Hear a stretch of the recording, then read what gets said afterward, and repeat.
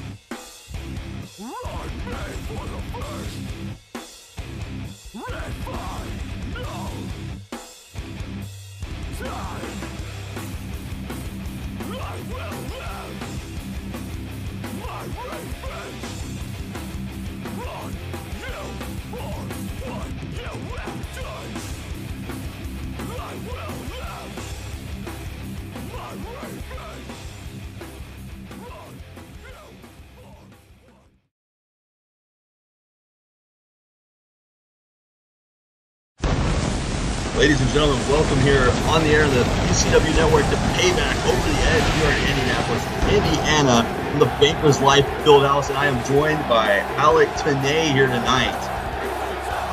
Oh, can you feel it in the air? It is electric here tonight. It's going to be something special, I feel like, here tonight at Payback. Well, just look around us here today. The fans are brimming with excitement, and it already looks like there's a car crash on the ramp. We're going to see plenty more car crashes tonight of the human anatomy. I'll say it looks like a junkyard out here. Here comes the Money Gang. They're in tag team action here tonight, coming out a little bit early. Their matches until later. They definitely look they've come from the club here. They're dressed for the part. Yeah, these two men don't look like they need to be beside them turned over cars, those junkyard cars. They need to be sipping drinks with fine ladies on their shoulders. Well, they might be if they can do what nobody else has done before them here tonight and take down the Ragin Scorpions. You got to think that they have some kind of game plan formulated here, especially after the back-to-back upsets at the hands of the Scorpions on Raw this week. Oh, absolutely. As you've seen, they literally have had a plan at every turn of the way for the Ragin Scorpions, whether or not it's been countered or not. They have had some sort of plan. Looks like Lewis Rivers is grabbing a microphone here. You know, Indianapolis has a lot of history when it comes to its quote-unquote athletes. I mean, you saw Peyton Manning break down towards the end of his storied career here in Indy. Look at that turn. And then you had Andrew Luck, where you spent all that money, all that good taxpayers' money, just so you can get him to stay, made him the highest paid quarterback in NFL history. And look what happens. He can't even survive for half of the season. Think about that. And then you got Paul George, who skipped town because he knew that there was nothing left for him to accomplish in Indy. So he went ahead and went to OKC. And all this comes down to the focus point of, you know, as well as we do, that there's no athletes that can do anything within this city. Thankfully, though, Money Gang is here to remedy that situation. And Money Gang and ECW Universe, Money Gang is here to secure y'all quote unquote spots tonight here on at the pay-per-view Payback. Tonight we have, little fuckboy Sean Walsh, Mr. Podcast himself, and the Mr. What's that boy name? The Ragin Redneck, Gucci from Louisiana. We don't like rednecks, you heard me, but we got the Raging Scorpions. People constantly on Instagram, Twitter talking about, ooh, Raging Scorpion got y'all number. They got y'all this week on Monday Night Raw. That may be, but just like any other greats, like your boys, Gucci and Lewis Rivers, we don't look at that bullshit. We just look at the future of what's gonna happen, and we are looking at is the goals. What you say, Lou? Well, if you want a bit technical, Gucci, then here's the thing. The Scorpions may have had our number on Raw, but let's remember, when I first made my appearance on ECW on Raw, didn't you take care of Ray Giddis yourself? Oh, hey, did you take care of Sean Wash yourself? Oh, yeah, that's right. So, let's call a spade, but in this particular case, let's call the piece of shits that are the Raging Scorpions and compare those to diamonds like ourselves. At the end of the day, what is the comparison? Them boys shits. Just like the rest of these fuckboys in the ECW locker room and the rest of these fuckboys in Indianapolis, they are shits compared to Money Gang. You can't have a conversation about money if you ain't talking about Money Gang, you hear me? Therefore, after we do what we do best, that annihilate Raging Scorpion, you got eyes set on these two little scraps that's around my boy's waist right now. That is the ECW Tag Team title. Now, as Gucci can recall, you do got a little beef with Bishop, right? It's been some time, but yeah, I got a little bit of beef with Bishop. And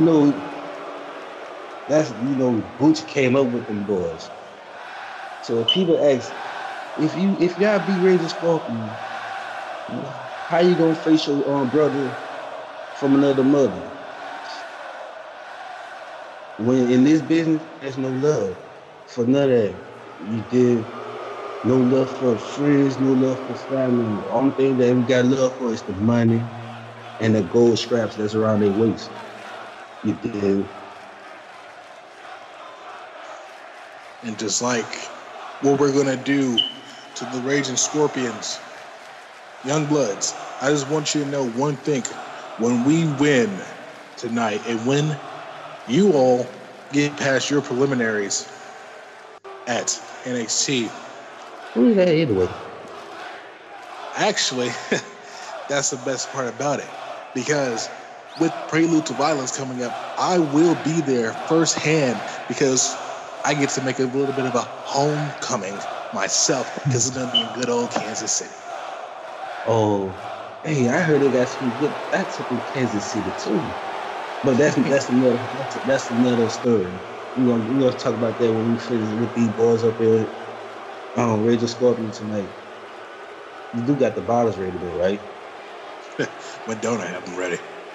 Oh yeah. What about the G5? Obviously. Let's do what we do best then. Get here, kick ass, look good while we doing it. Sounds like a plan to me. The Scorpions, like I said last week, what are you when you take away those pincers and those stingers? Nothing more than insects. That will be crushed under our Gucci and Prada boots. So therefore, Y'all know Gucci said. Get Gucci, bitches. Money game in the building. Fuck it.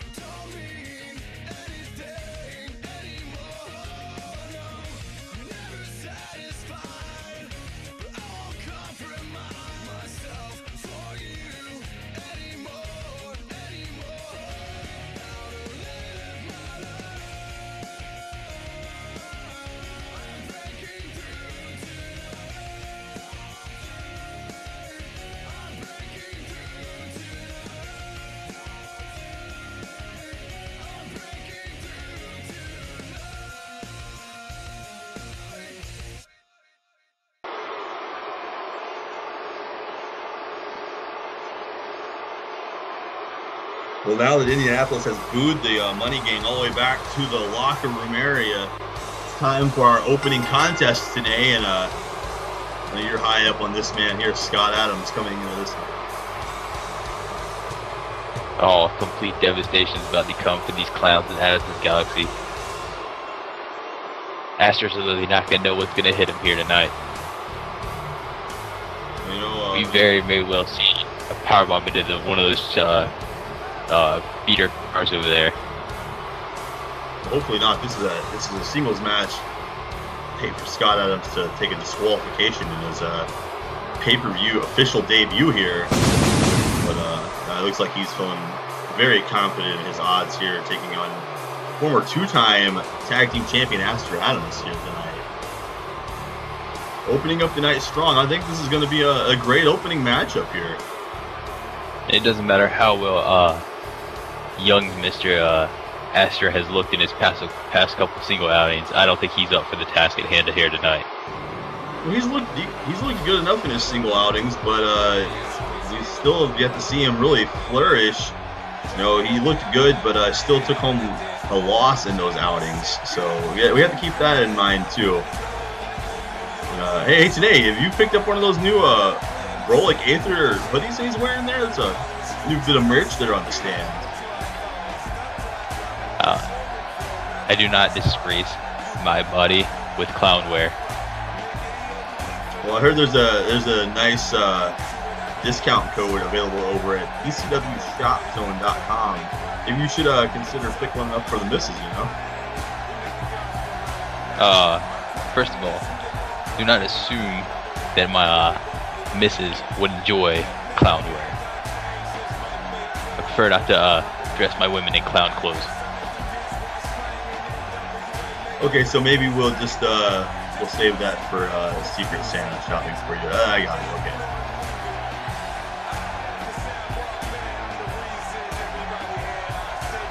Cool. We're supposed to be calling the match, not talking about Secret Santas and clowns and costumes and everything. It's under the impression here. You said you were pretty impressed here with Aster recently. I thought, you know, maybe you'd like to pick up some of the merchandise there, support the Atomsk Galaxy like all of these fine, upstanding fans in Indianapolis here tonight. Anyway, look, to the match it is. Ronald McDonald can look impressive. Okay, that's all I'm saying. Well, there's an impressive double axe handle there, catching Scott Adams early. Aster maybe looking to silence a couple critics by the name of Alec Tenay here tonight.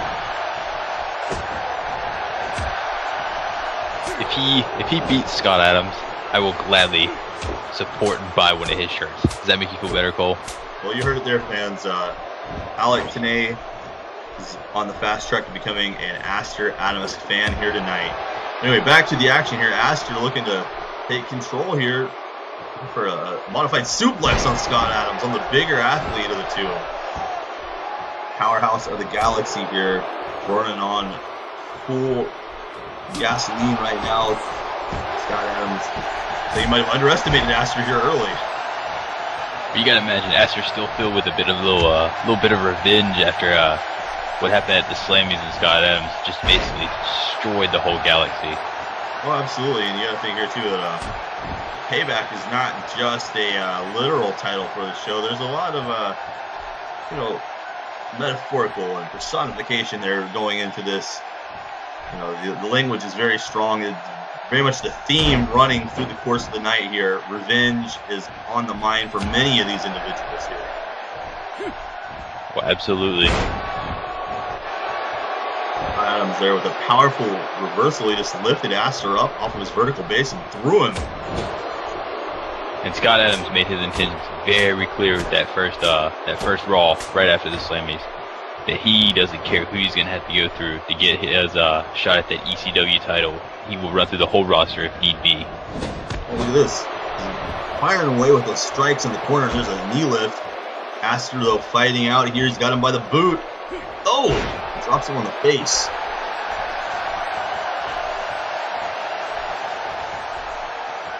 Well, this might be a setback here for Aster. We've talked about this at length here in recent matches and playing through the crowd a little bit early here. Scott Adams is able to recover and just using the elbow here like a battering ram. He put to the crowd one too many times. But we talked about it. That's his greatest mistake, it seems like, in all of his matches. Well, nice counter takedown there and attacking the arm. Might be not a bad idea there to go for the arm. Scott Adams is going to have two good arms to deliver a proper power bomb in this match. Aster with a powerful portal-like flex there. And oh no, he's setting him up early here.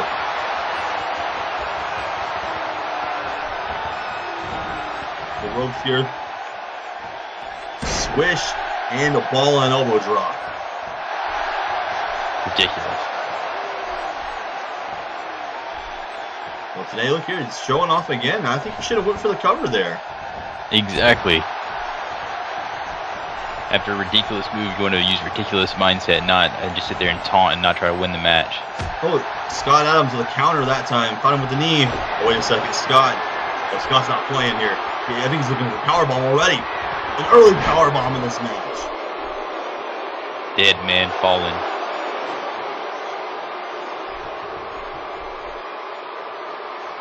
Scott motion here for the outside of the ring. He just throws him over the ropes.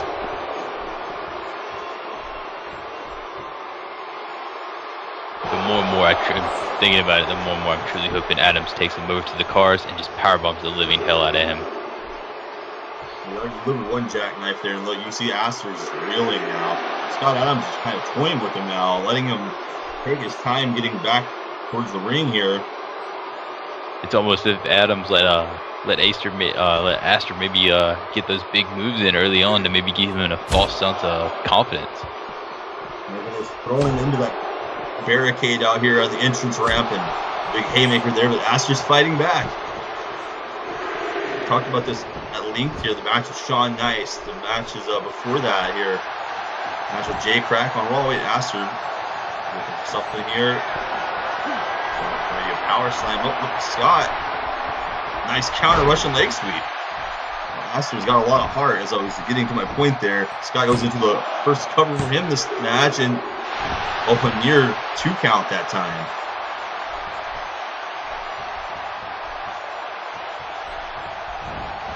Adams now posits him onto the ring apron, maybe he's trying to throw him out. Oh, big forearm strike.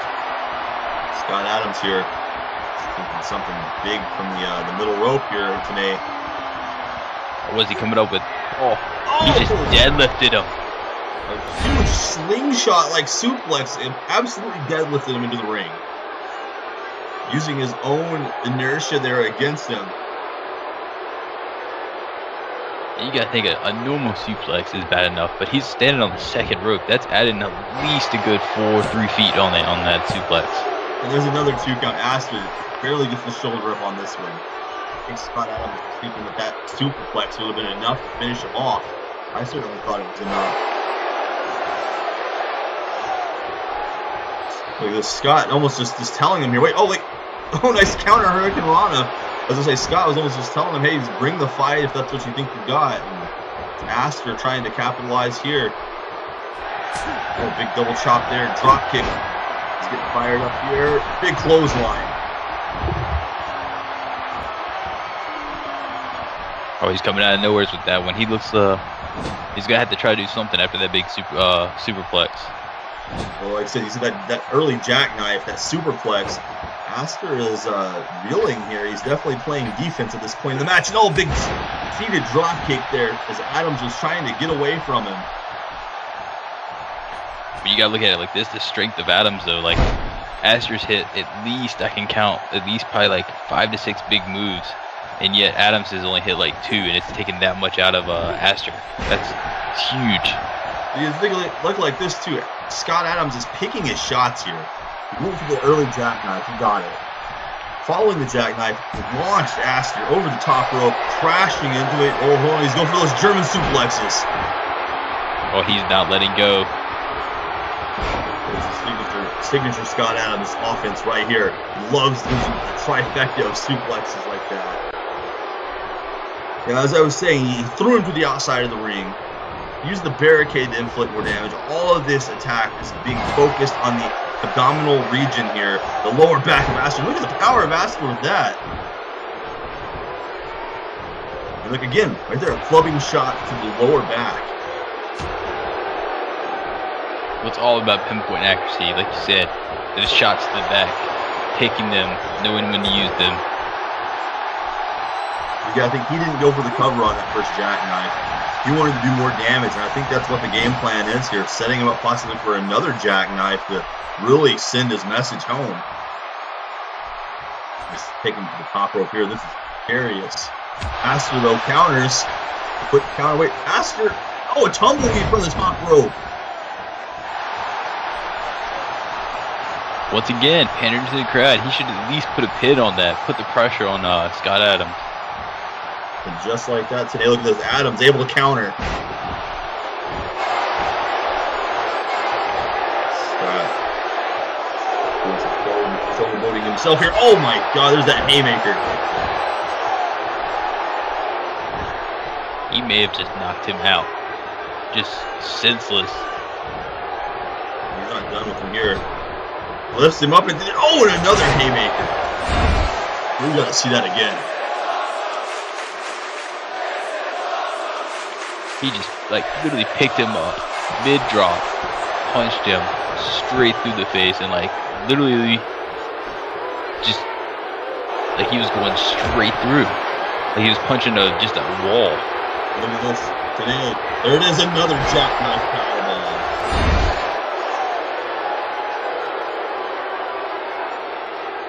Master Adams, and he's got to be out after that. It's such a reckless abandon of the powerbomb. He just throws you down, not even caring which way you land. And that's it. The referee's calling for the bell. That's a 3 count. Scott Adams, that succession of offense, started with the series of German suplexes, the haymaker, that tossed him into the air for a second haymaker, and then the jackknife powerbomb. Well, today you got your wish here. Aster Adams looks like he barely stood a chance out there tonight. Yeah, it doesn't look like I'm going to be eating my words anytime soon. Well, there's always the Christmas list next. But, we'll just hold off on that one. You won this one.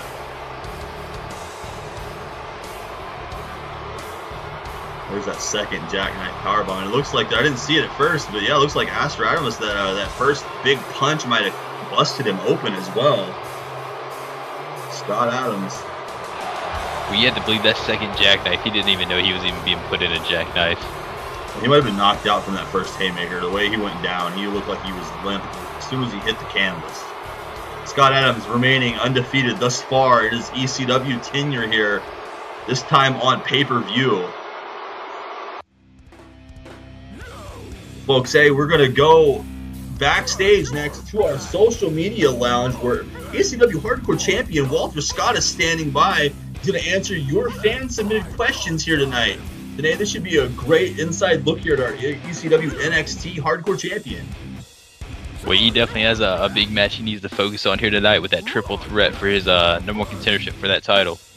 Speaking of, the triple threat match will follow directly after this, so stay tuned for that. No doubt. NXT has always been one of the brands to look out for in any car promotion. However, the story of Walter Scott dates all the way back to Survivor Series 2 last year. That was the night where I competed against Dick Nicholas to crown the new ECW-NXT champion, and I just barely lost. Following that, I moved down the card only to watch Dick leave and Louis Rivers get the shot to face him at WrestleMania 2 after I had my arm nearly broken at WrestleMania 2. But I'm not here to complain about the past nor make any excuses. You see, crossing paths with Shawn Nice again redefined Walter Scott and gave me purpose. And now, at the very first NXT TakeOver, you may be seeing Matt Black or Anthony Adams in the main event competing for the NXT Championship. But as Hardcore Champion, I am obligated to steal the show and show everybody what Walter Scott brings to the table. You know, that's a very incredible list of competitors who have been Hardcore Champion. And yes, I did win this belt at WrestleMania 2, ending the very dominant reign of Shawn Nice. To come prelude to violence, I'll earn my place atop NXT and earn my place among those very legends who were champion before me. You mentioned them already, but Mike Giacchino, Sam Monroe, Flash McNasty Bones, Ryan Azrael, AJ Hawkx, Brandon Wolf, Shawn Nice, and Ed Gucci.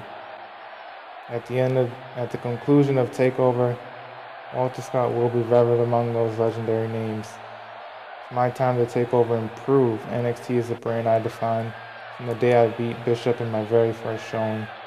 Honestly, I'm not quite sure who is coming into NXT in the nearby future, but I am keeping my eyes open. While a lot of people may be eyeing the NXT Championship, I'm sure there are a couple people looking to make their way into NXT that want to match with myself and possibly the championship I currently hold. As always, I welcome any and all challengers, and as I've said in the past, you know when and where to find me. All you have to do is say the word and I will gladly show you why I am the guy to beat in NXT. You know, if memory serves me correctly, I have been in that ring with Mike Mitchell, and to take nothing away from him as a top contender, that isn't the match the NXT fans are more likely to want to check out.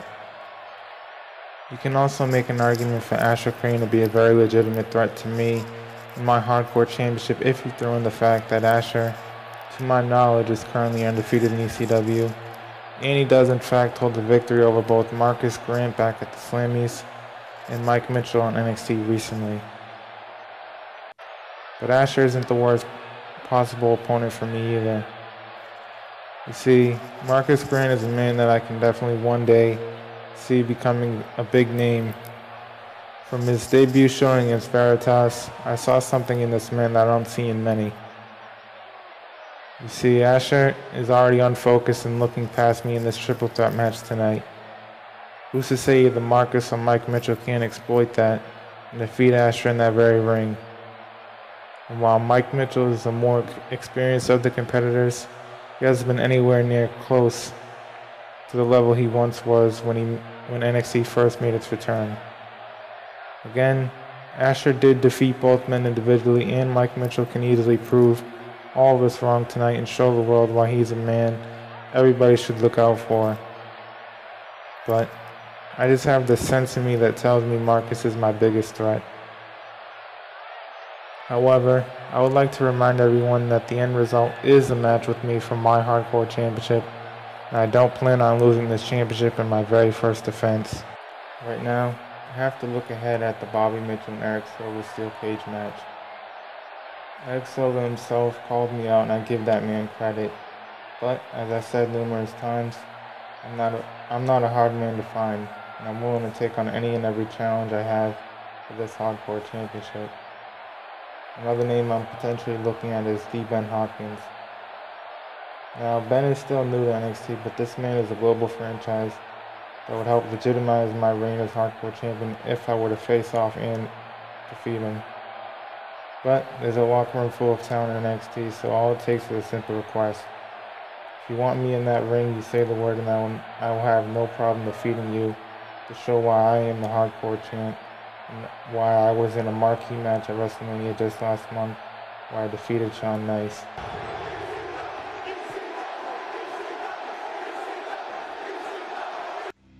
Well, today, hearing some words of confidence there from the hardcore champion, but up next, he seems to have his eyes focused on the Sussman, Marcus Grant, but we're going to find out who of these three men will challenge Walter Scott at NXT TakeOver Prelude to Violence in only 2 weeks. Oh, definitely.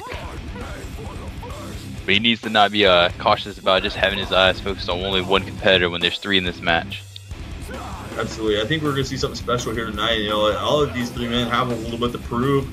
You know, Marcus Grant, he's been pretty hot. He's had a couple of setbacks, but he's remained confident, remained, you know, positive, been able to continue moving forward in his quest for gold. Aster Crayne remains undefeated here, and Mike Mitchell is still on this comeback trail. A lot can happen here. We've seen a little bit of a collision, you could say, from these men on SmackDown in a 6-man tag. But now they're most definitely going to collide here, and it's no disqualification. Oh, absolutely. Hardcore rules apply.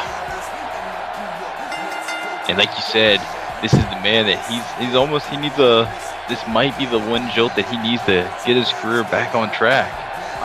Suffering a couple heavy losses early here. This would be like the best way to come back and kind of like jumpstart his career back over again. You know, Walter Scott kind of keyed up on that, the one fan question that he received there in the Ask Me Anything at the social media lounge. You know, to Mike Mitchell, somebody he had a lot of respect for, but he wasn't too worried because Mike Mitchell has been on this downward spiral. Well, I mean, in that instance, when the man keeps on losing, like, should you be worried about him? Obviously, like, things aren't clicking for him. You know, things aren't clicking for him, but, you know, that might be the spark, that might be the lights of fire under his ass, you could say. You know, I mean, first of all, this match, again, no disqualification, so a man who's been losing like that, he could snap in this match. Use anything to get his hands on. And you gotta think, he doesn't have to beat both of these guys. He could pin either one of them in the right moment here tonight. Aster Crayne, we talk about his undefeated streak here since he's on his way out to the ring, and Aster Crayne could be dropped out of this contention here without even taking a pinfall. Exactly. And here's the thing with Aster and Marcus, can you think of a bigger impact in coming in the past 3 weeks at this point? Basically coming in and getting a shot at the hardcore title within that pretty short time of your debut. That's a huge impact to make here tonight. Yeah, absolutely. And you gotta, again, going back to the Mike Mitchell here, I mean, Mike Mitchell, we talked about before, TLC 2. He was in the triple threat match with Saeed Muhammad and Fergus to get that shot at Dick Nicholas in the NXT title back then. I mean, you know, man, that's another crossroads for him here. This is going to be a make or break moment for one of these guys, or 2 of these guys, even you could say. All 3 of them, maybe. We had to think just one, like all it's going to take for these men is just to have one good showing here tonight. One good showing that puts you, maybe change the impression, maybe open up some eyes to what you are and who you are. Well, yeah, you know, we talked about the Slammy Awards before the showing for Aster Crayne there, defeating Marcus Grant on that night. You know, again, we keep talking about, you know, what this means. It's stakes here. A lot is at stake here. We talk about, you know, this is NXT. One of the questions posed there again to the champion. NXT has had, but RPJ has put all the chips on the table, saying that this will not just be a catchphrase, that NXT is here to take over in 2 weeks. You know, oh, absolutely. That takeover is going to be something special. We talk about Payback, it'd be special here tonight. That's going to be a different type of special there. Again, it starts for these 3 men here at Payback tonight, though. You know, they could win here. Just imagine, win here tonight, become #1 contender, and in 2 weeks, upsetting the hardcore champion and taking his title away from him. Not only his first defense, but at the first ever inaugural takeover. That's a career-defining moment for any of these two. Oh, absolutely. And the amount that, like, just, you would instantly become almost an overnight sensation in a sense if you do that. Absolutely, yeah. You're etching your name in history by doing that. And it's an overnight sensation by far. It doesn't matter whether you would be liked, cheered, booed, people don't care about you, it doesn't matter. You do that, and you, no matter what, have gotten people's attention.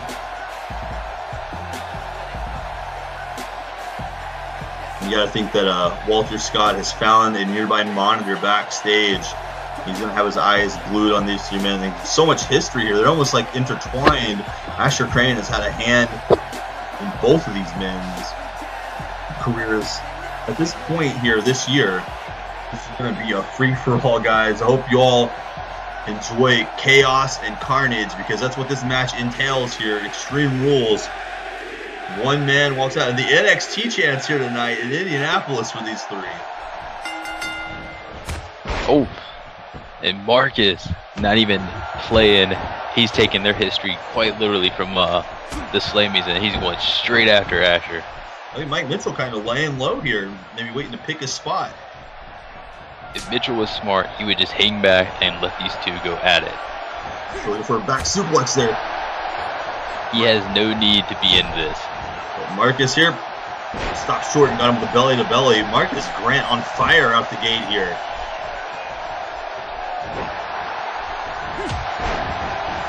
Running roughshod on everybody in sight. Look at this.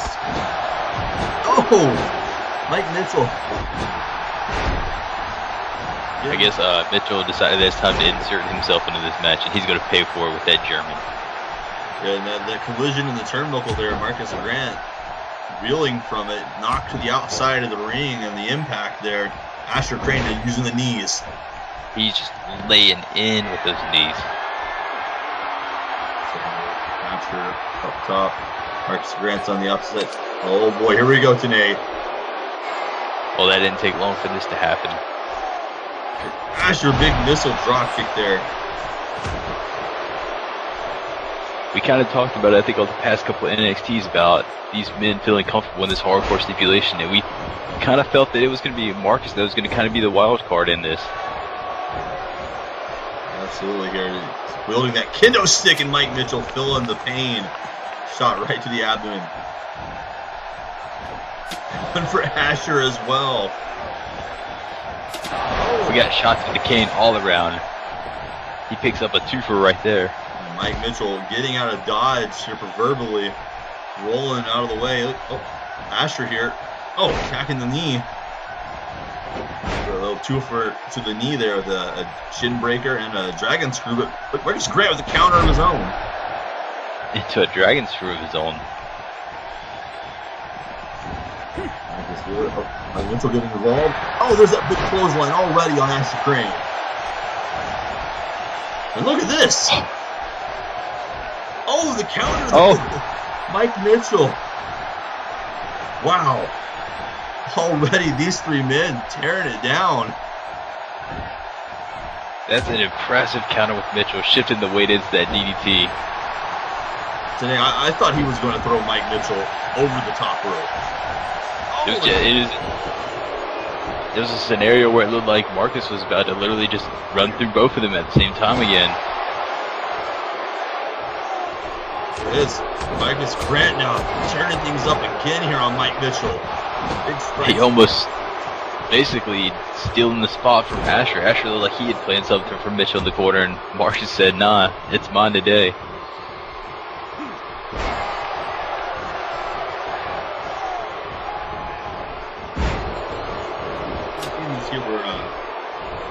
Marcus Grant is almost like a self-fulfilling prophecy. You know, he said it multiple occasions. He's up next.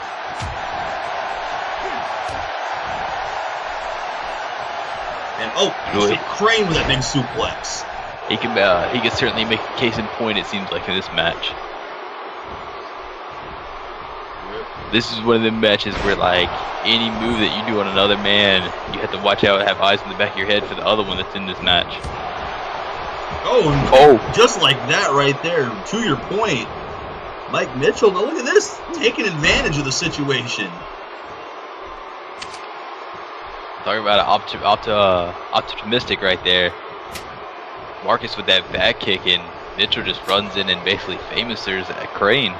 Yeah, and then that DDT on Marcus Grant. Now Marcus getting familiar with this Singapore cane all over again. We're almost seeing a coming out party here from Marcus Grant tonight. Oh, he's definitely had those impressive showings. You know, that first match with the NXT champion Matt Black, the match with Veritas. But tonight is something special. He realizes what's at stake here. Mike Mitchell was trying to steal this there. He realized that he had Aster to himself. Well, there's a nice bulldog counter of that belly to back suplex, looks like, and he's trying to steal this one again. And Aster couldn't have landed nice because he landed right on that kendo stick. Today, look at this. Look right here in front of us. Oh my God, what's he doing? Jesus Christ, he lit the table on fire. Oh, things just got super dangerous here. Marcus Grant signaling to the fans here that he means business tonight. All I gotta say, Cole, is I'm just glad it's not our table. Yeah, he's lit our table on fire. I think I would be headed to the backstage area and we'd be finding another commentator. I'm not a licensed firefighter here, and I can already feel the flames coming off this table right next to us. Oh, big shoulder block. Down goes Mike Mitchell. Oh, Aster Crayne still up. Oh my God, he almost rolled right onto that table. What? Crayne here looking for the backdrop. Oh, gets countered again. Oh, he's got Aster Crayne here. Oh, he's not going to, is he? Oh, Jesus. No way. No, today you can't do this to him. You can't do this to him. Oh my God. Oh. The table didn't even break. Both of his legs crashing under that table that's been lit on fire. That might be the end of Aster Crayne's night here. If he can be able to stand. Oh, look at this counter from the chokeslam there. Mitchell might be in the prime spot now for, like you said, a steal. Oh! What was the kendo stick off of Aster Crayne's head as he was getting back up there? We talked about this getting hardcore and getting just everything happening crazy and chaos and everything, man. It feels like the past couple minutes here have been completely chaos. A Southside Destroyer here from Mitchell Boy. He's trying to steal this thing today. He's got him here too, and he kicks out. Marcus Grant, a big belly-to-belly suplex there on Mike Mitchell. So Mike Mitchell depositing up. Oh boy, hold on a second. Look, he's checking, make sure Mike Mitchell's out of the way. He's got to be thinking one thing today. Aster Crayne is going to get his due here tonight. Payback is in the air. There's a susplex. And Mitchell isn't even near the. He's not even stirring almost. That's it. Marcus Grant pins Aster Crayne, the first person to pin him here in his NXT career. Wow, well, what a match. What a match. Walter wanted competition. He has it now. I hope Walter Scott was watching this match backstage. Marcus Grant with the showing of his career here tonight.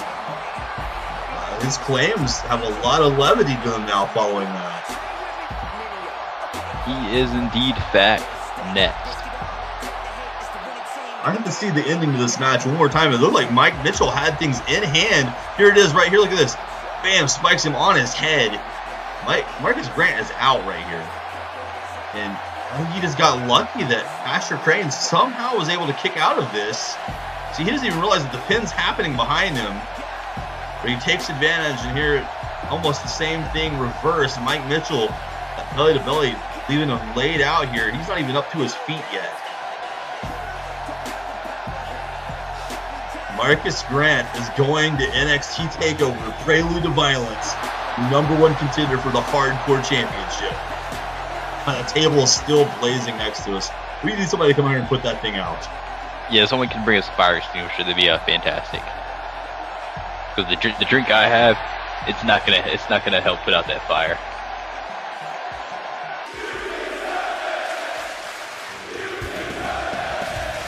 You deserve it, Chance. Wait a second, though, Tanae. That's Walter Scott's theme song.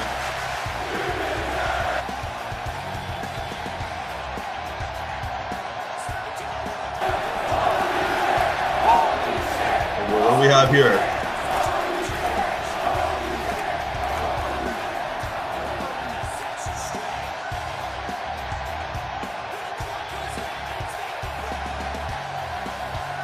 Well, looks like he's coming down to the ring. He's gonna get up close and personal with his challenger.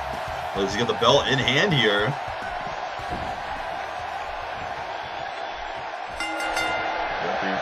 Trying to keep these two civil here.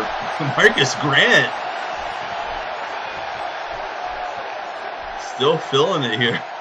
Walter Scott just sizing him up, perhaps. Look, Marcus Grant really feeling prime.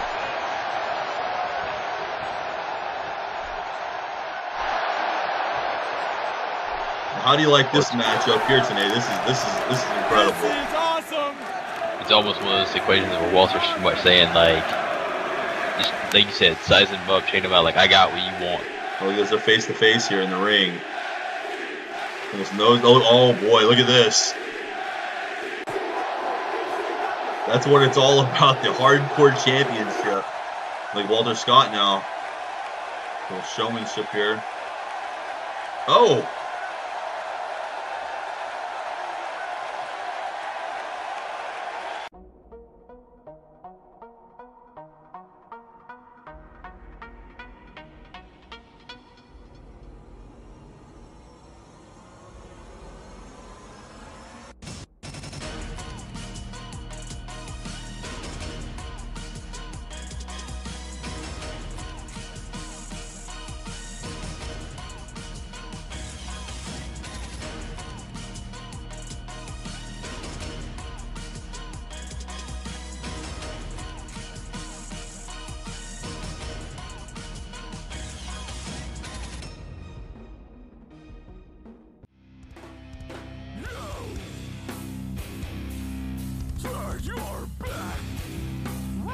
Folks, I hope you're ready for this one, and I hope you have all the beverages and snacks ready to go, because you are not going to miss this match coming up next. Oh yeah, you have to wonder, you have to exactly feel it that the Raging Scorpions have been, pun intended, pushed over the edge now. That they are really, this is going to be all about, as you say, a payback for the Money Gang and all the backhanded attacks they've done on the Raging Scorpions. And you got to think, at the beginning of our show tonight, the Money Gang calling their shots here. We had kind of speculated this beforehand, but they said they're looking straight past the Raging Scorpions here. They want the ECW World Tag Team Champions up next. They're not even looking at NXT TakeOver with American Justice having a shot coming up. Oh, it's complete confidence in them. They know exactly what they want and where they're going to go and what the plan is. Well, you know, Extreme Rules 3 is coming up 4 weeks from now. And you got to think that one of these two teams out there, they might be challenging for those titles next. You know, the Raging Scorpions, they called their shot at the beginning of the year. Sean Walsh said, hey, you know, we should have been, had our names in the runnings there. You know, the Forever Youngbloods, you know, called me out for putting over the Youngbloods. But, yeah, like, hold on a second. They're on their way out to the ring here. Wait, oh my God, the Money Gang from behind. Wait a second. I feel like this is just familiar TV I keep watching right here. Today, this match hasn't even began here. And Sean Walsh fighting back now. It's like Lewis Rivers and Ray Geddes have fallen around to the opposite side of the ring near us here. You got a nearby camera keeping up with Walsh and Gucci here on the entrance ramp. The entrance aisle, excuse me. So the referee's going to follow these two, try to maybe get them back in the ring with some hope. Might need the security out here to get this thing under control. Maybe we're just going to let this thing go. I mean, this is a match schedule here tonight. Oh, they're battling right back up the aisle. There's no telling where this one could wind up here. Oh, one of them cars, Cole. We could be seeing one of those cars getting being used as a weapon here. Well, you were asking for it earlier in our opening contest. In our last could you imagine? match. Could you imagine Gucci doing that suplex powerbomb to Sean on one of these cars? Oh, the car! Look at the shape. Oh my God! There he goes. Back first and I don't think one of these cars could withstand the impact of one of those Gucci suplex power bombs. Or what about almost the screwdriver? I don't give them any ideas here. Walsh just tossing him down behind these other cars here up on the set. We're trying to keep a camera steady on this. These two are fighting. Clear around the arena now. Today we may not even get to our tag team match here at this rate. What did you expect anything less at the rate that these guys have gone? Walsh down here again. Looks like Geddes and Rivers have made their way back into the ring. They're just continuing the brawl. Any grappling with straight fists and kicks here. Oh, there's going to be no wrestling moves involved in this. This is 100%, like you just said, a straight brawl. The animosity and tension is way too high for wrestling moves here. Trying to shake off some cobwebs here. And there's a big clothesline to Sean Walsh.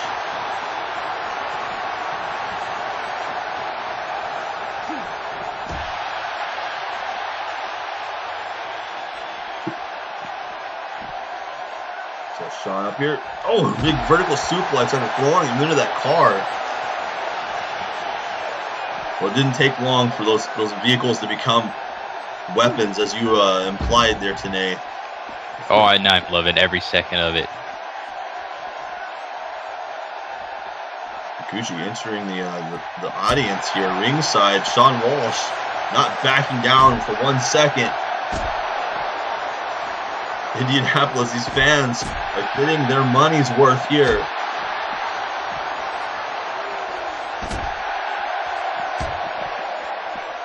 Ed Gucci reeling. Oh, there's a big shot right back. Sean Walsh trying to shake it off. Ray Geddes and Lewis Rivers now fighting back outside of the ring here again. He's fighting through the crowd here, though. Got a spotlight trying to keep focus on these two. Oh, absolutely. Geddes and Rivers literally, like, they're just pretty much just going at it the same rate that here Gucci and Walsh are going at it. It's just fists and blows and elbows and whatever else they can find to try to maim and hurt each other. Oh, right there, almost in those fans' laps. Gucci face first off that barricade. You see, here at ECW, when you're a fan here, we feel you need the first-hand experience. This fan's almost reaching over here and grabbing a hold of Gucci. Oh, he's got that trash can. Got that trash. Oh! He's going to try to take Sean Walsh out of this match before it ever begins. Hey, nothing's wrong with a handicap match. Better your odds. Hey, what if that's been the plan here all along? That was their whole strategy here, dividing and conquering of the Ragin' Scorpions. That's almost been their plan the whole past couple weeks. Has been basically them picking their shots. Basically, whenever they find like a weak link, if you will, they take a shot and go at it. Sean Walsh here in a dangerous spot. Using that table now. Here in this mezzanine area away from the ring. They're not too far from us. He's picking his shots. Speaking of which, trying to tear off the arm here of Sean Walsh possibly. Well, he's going after every body part of Sean Walsh now. The only thing he has not tried to attack is a leg. Well, don't give him any ideas. He's done enough damage. Like Sean Walsh having trouble standing now. That shot chest first off the table again.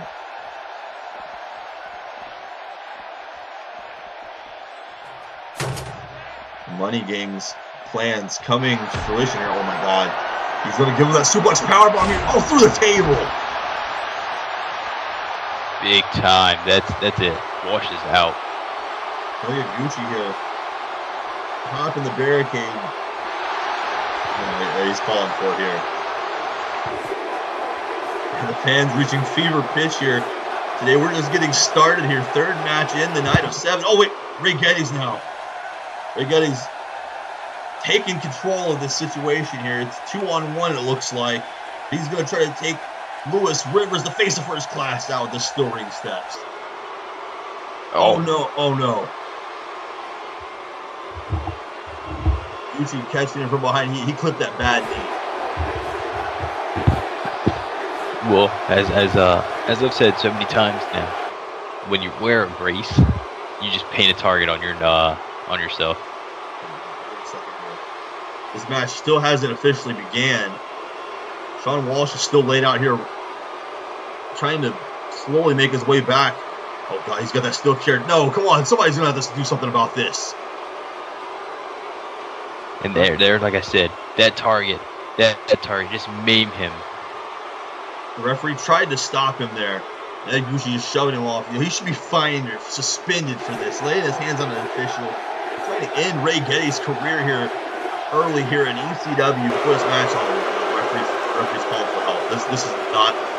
Sean Walsh finally back up to his feet. Our owner, our boss, Ryan Paul Jones coming out, a good friend of Ray Getty's.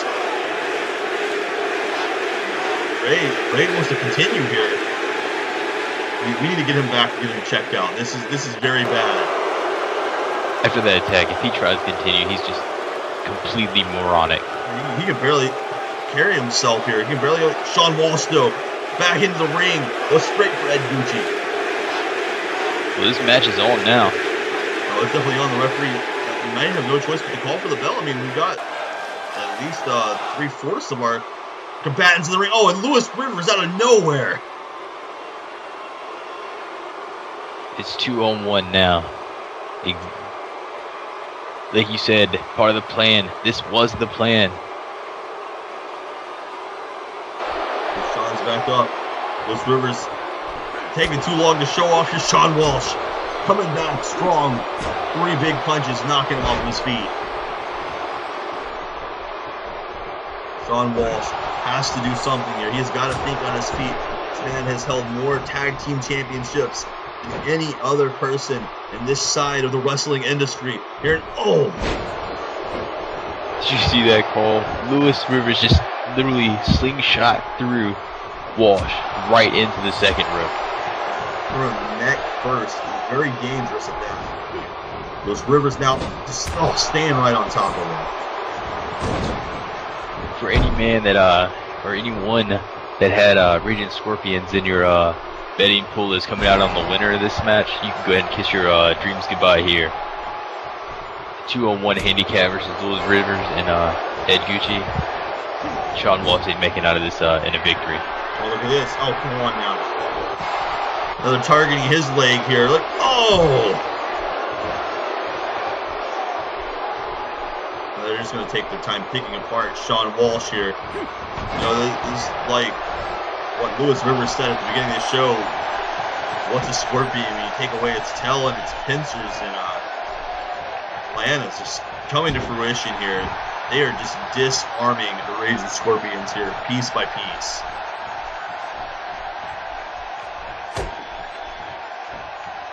You got to think, Tanae, it's been psychological warfare. It's been physical warfare. They have been trying to get into their heads. They've had Sean Walsh frustrated here. They've had Ray Getty's frustrated here. Quite literally, you can say their plan has come together perfectly in combating the Raging Scorpions. Oh, there's a Superman punch from Gucci.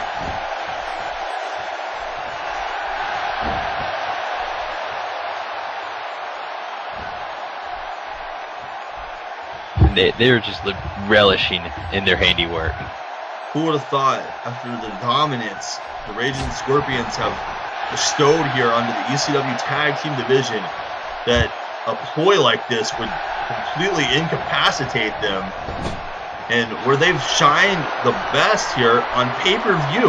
They debuted here at pay-per-view. Wait a second. Oh, look how paid in full.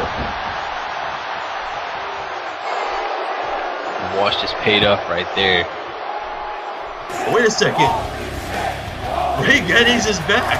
He's back. Lewis Rivers. Lewis Rivers can't believe it. Here we go. Lewis is beating him up there.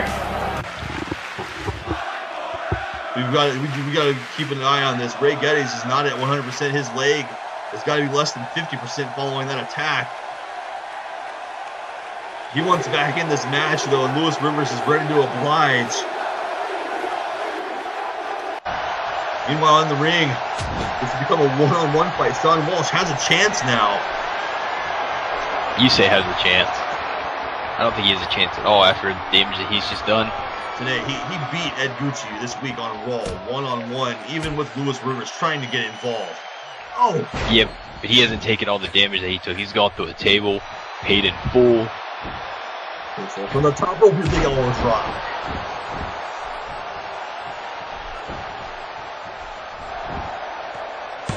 Is that going to be it? No!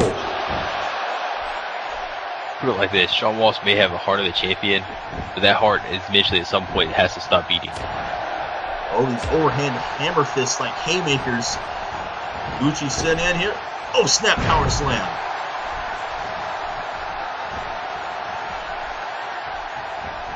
And again, overhand shots here taking Ed Gucci off of his feet.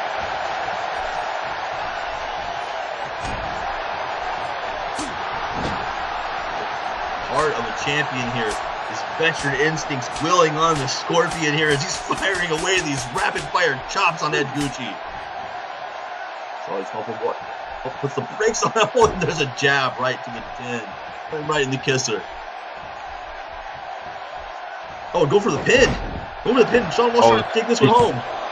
He's trying to surprise Gucci here. He's able to get out of the crucifix there. Wyatt at 2. Security's still trying to split up Lewis Rivers and Ray Geddes up here at the entrance ramp here, the entrance aisle. Sean Walsh, the big splash in the turnbuckle. Oh, he looks he's geared up for another one. This is gonna be, wait, oh, hold on a second. Looking for the Socko dropper here in the center of the ring. Right into the cover. Sean Walsh is taking control of this here. Only a 2 count.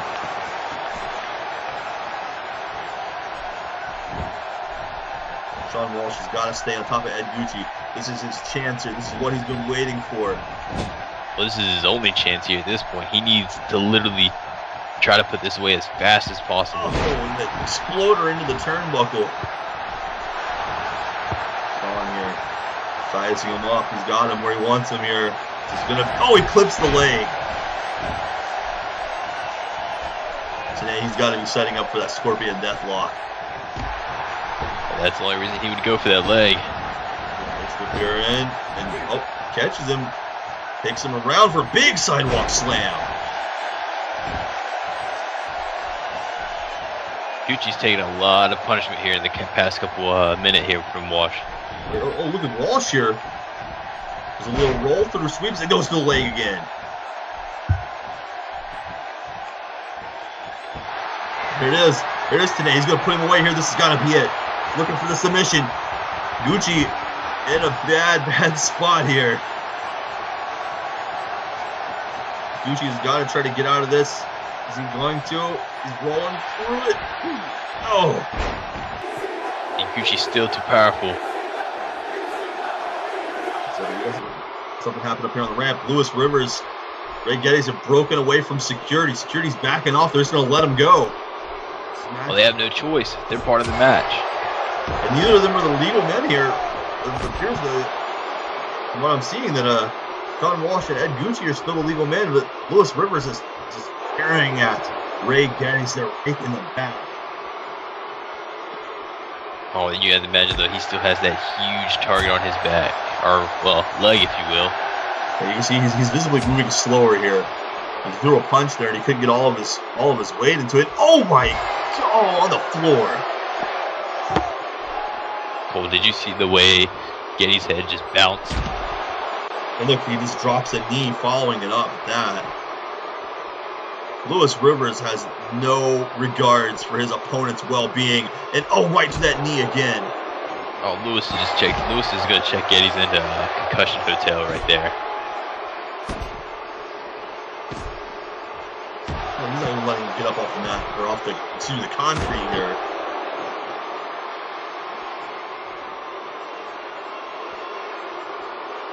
Ray Geddes is being completely picked apart here by Lewis Rivers at this point. Oh, trying to fight back, but to no avail.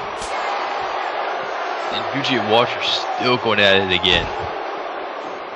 And back and forth here. Wait, Lewis Rivers focusing on the arm twice now.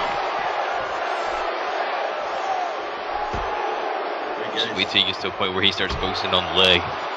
Ray is just, he's like, just punch drunk here, it appears. Just wobbling around. Listen, what's he doing here? Oh! Oh my God, he can barely stand. We had to sit here and figure. The man literally made the dumbest decision of his life in coming back out here. We had one thing in mind, and that's helping his partner win here. He was obligated to be a part of this match. Little do they know that the Money Gang had this all planned out. The sneak attack has worked. Really, and right back to the leg. Oh, he's just telling him to get back up. He's not through with him. Lewis Rivers having his way with Ray Geddes at this point. He's taking so much damage, he can barely defend himself. Ray really throwing punches to no avail here. Wait a second. Oh! There's still fighting here. We got a referee up here trying to get them at least back to the ring. Lewis Rivers, look at this. Oh, kicked him. He's kicking him in the leg there again. God, today, what's he thinking here? Oh my! Oh! He snapped him right on the concrete. Took a little bit out of himself there, but Ray Geddes isn't moving. He might have hit his head again on the concrete there. Wait a second here. Lewis has made it back ringside. Gucci, he's got control of Walsh now. Ray Geddes is again being helped backstage. He could be severely injured here for all we know. Big time, like, Gucci just literally turned Walsh inside out with that clothesline. He's going high and low with these strikes, punches to the midsection, punches to the head, chops. Gucci looking for something else here. Hanging him up on the top rope by his feet. Oh, snap neck breaker. That's a huge impact on that neck breaker. That's at least a good 4-foot drop from that top rope. 4 or 5 foot drop. And right there, wrenching the shoulder. Another clothesline. We talked about how Sean Walsh had things in hand, but now it's went 180 degrees the opposite direction. Ed Gucci is just having his way with him now. Ray Geddes is completely out of the equation at this point. We had to believe Walsh got distracted with Geddes coming back. We had to be concerned for his partner's well-being, and seeing what just happened there now, it appears that all hope might be lost for Raging Scorpions. Ed Gucci looking for another punch here. Oh, drops him again. Like I said, don't count on your dreams coming true. Well, I was counting on a competitive tag team match, not a 2-on-1 mugging here. Oh my God, he's got him up for that big power bomb.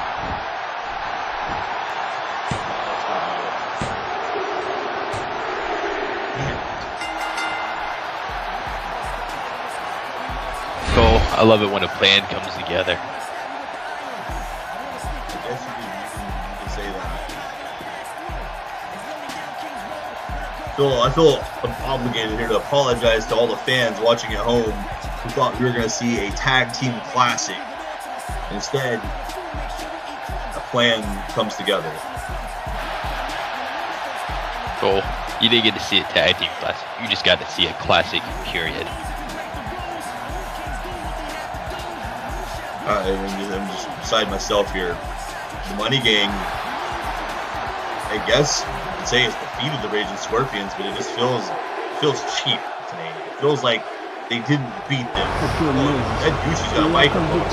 Beloved Raging Scorpions football Azrael Money Gang ring. ECW Universe, as y'all know, you see that Money Gang is the #1 contender for the ECW Tag Team titles. So therefore, Bishop, and Gambit, make it easy for yourselves. Just walk on down that aisle and just hand over the titles. Oh, y'all can get the ticket the hard way. Doesn't matter the money game. Either way, we will get their titles. Fuck y'all.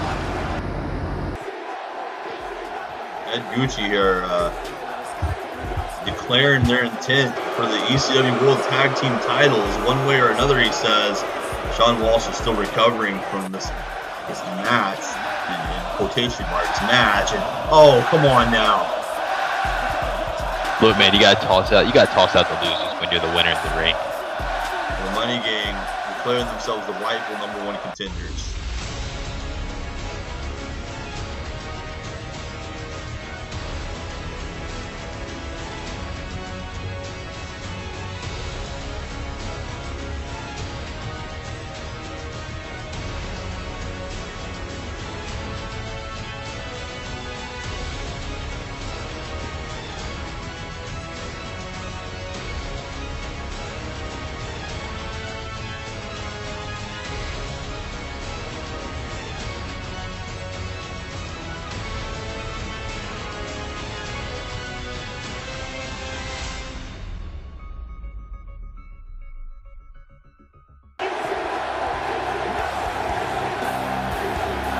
With that business all the way today, we can officially start looking forward to championship action. And Aether looks like he's ready. Wait a second, Sean Nice, challenger here. Oh, you had to wonder how sincere that shoulder was. It looks like Sean Nice mouthed to him, "Hey, your title will be in good hands when I win it here tonight." Wait, the judge is backstage tonight. I didn't know he was going to be here. Anyone knew. Judge has always been a firm supporter of Sean Nice the last couple of years here, and really been advocating for Sean Nice. Giving him a vote of confidence there. I really like seeing this more hard edge we've seen from Sean Nice lately. Aether trying to shake off some of the mind games, if you will, and the boss checking in on his Intercontinental champion here.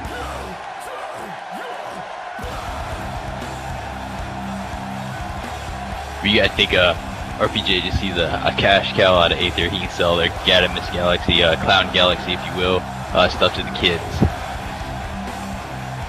Well, that's the part of the business that we're in here today, is taking those kids and making them into lifelong fans. And speaking of, this next matchup, as we've been talking about here for the last couple of minutes, this is a match that's going to make a believer out of everybody here tonight. Watching at home, watching live in the building tonight. This has been brewing for several weeks now between these two.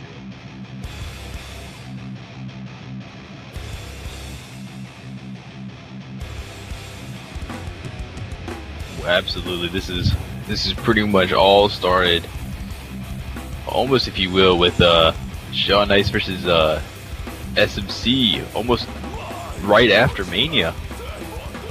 It just kind of evolved into these two coming leading their path. Yeah, Sean Nice faced off in non-title action there against Aether that first Raw after Mania, and SMC would get involved after the match.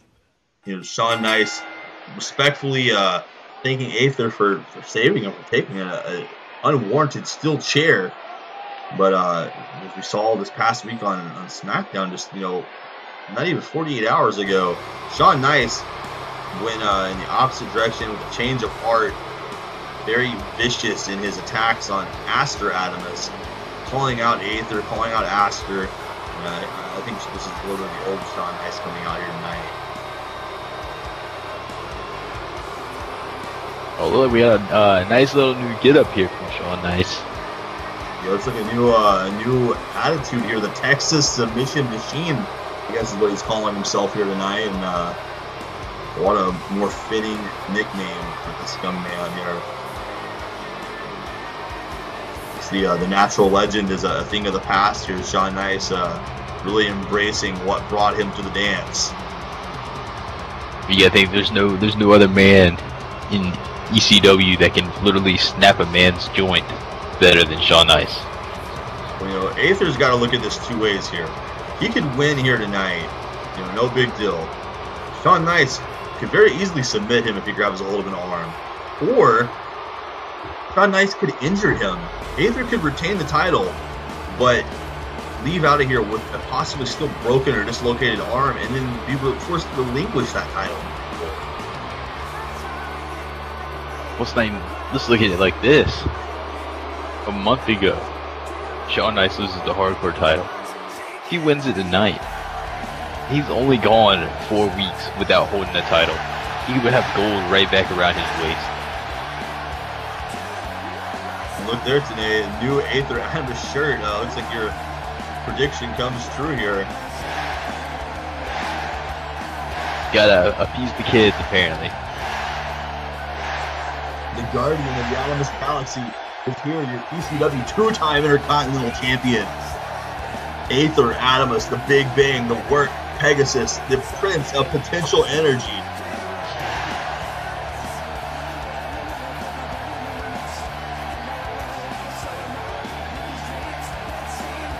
Come on today, you know this shirt is on your wish list. I mean, it might be on my wish list to give to my dog to chew up.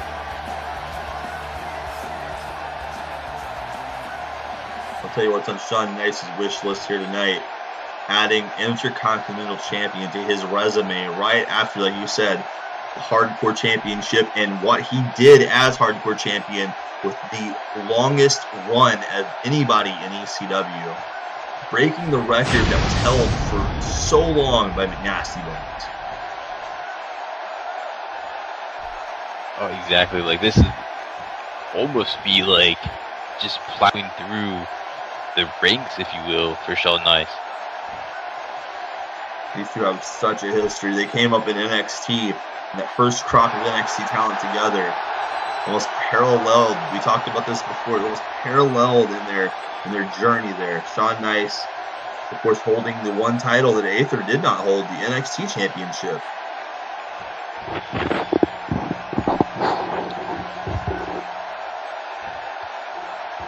Almost like a 1,000-yard stare here from both of these men. Aether not breaking his gaze here on Shawn Nice. Well, I mean, like you said, with this past SmackDown, it's that change of heart of Shawn Nice's. It's almost added something to this match. Well, Aether, like I said, I've never heard Aether speak about anybody, not even Ed Gucci, none of his former rivals. The way he spoke about Shawn Nice there, it was almost a very, cutting straight to the bone of Shawn Nice, if you will. Oh, Shawn is telling him to bring on Aether again. Aether's going to try to force the handshake here. Oh!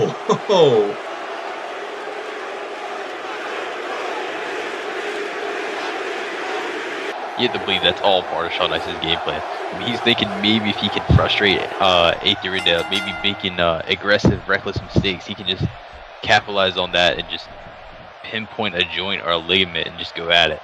Well, he's got Aether here trying to overpower him in the turnbuckle. Shawn Nice, oh my god, paintbrushes him again. Aether's already getting frustrated here with his #1 contender early. Nice leg trip takedown there. Aether content to out-wrestle the Texas submission machine here. Shawn Nice with a Hurricane Rana.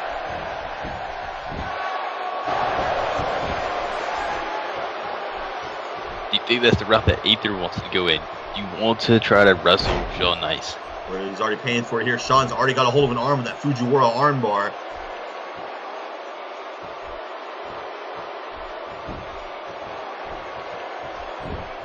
If you're Aether in this one, stick to what brought you to the dance.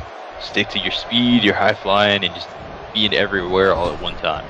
Shawn could almost match Aether in most of those categories, though. We've seen Shawn Nice use some high-flying techniques. He's pretty quick himself here. Looking for that. Oh, nice exploder there. That may be so, but Shawn Nice he's way more, he feels more comfortable in that technical aspect. So there's another Hurricane Rana there from Shawn Nice early. Quickly to the top rope here.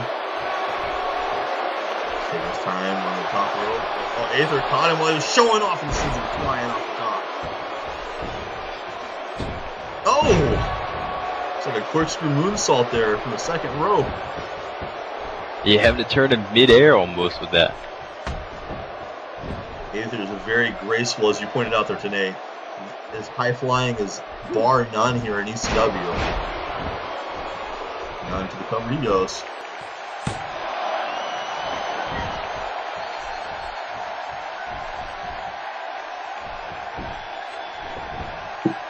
Aether looking for that head scissors again, but Sean Nice. Again, there's the technical workhouse of Sean Nice. Oh, Sean gets thrown over the ropes. Big back body drop right to the floor. He maybe tried to catch himself there, but missed the mark and paid for it as he went straight to the floor. Aether here, looking for a sunset flip. Oh!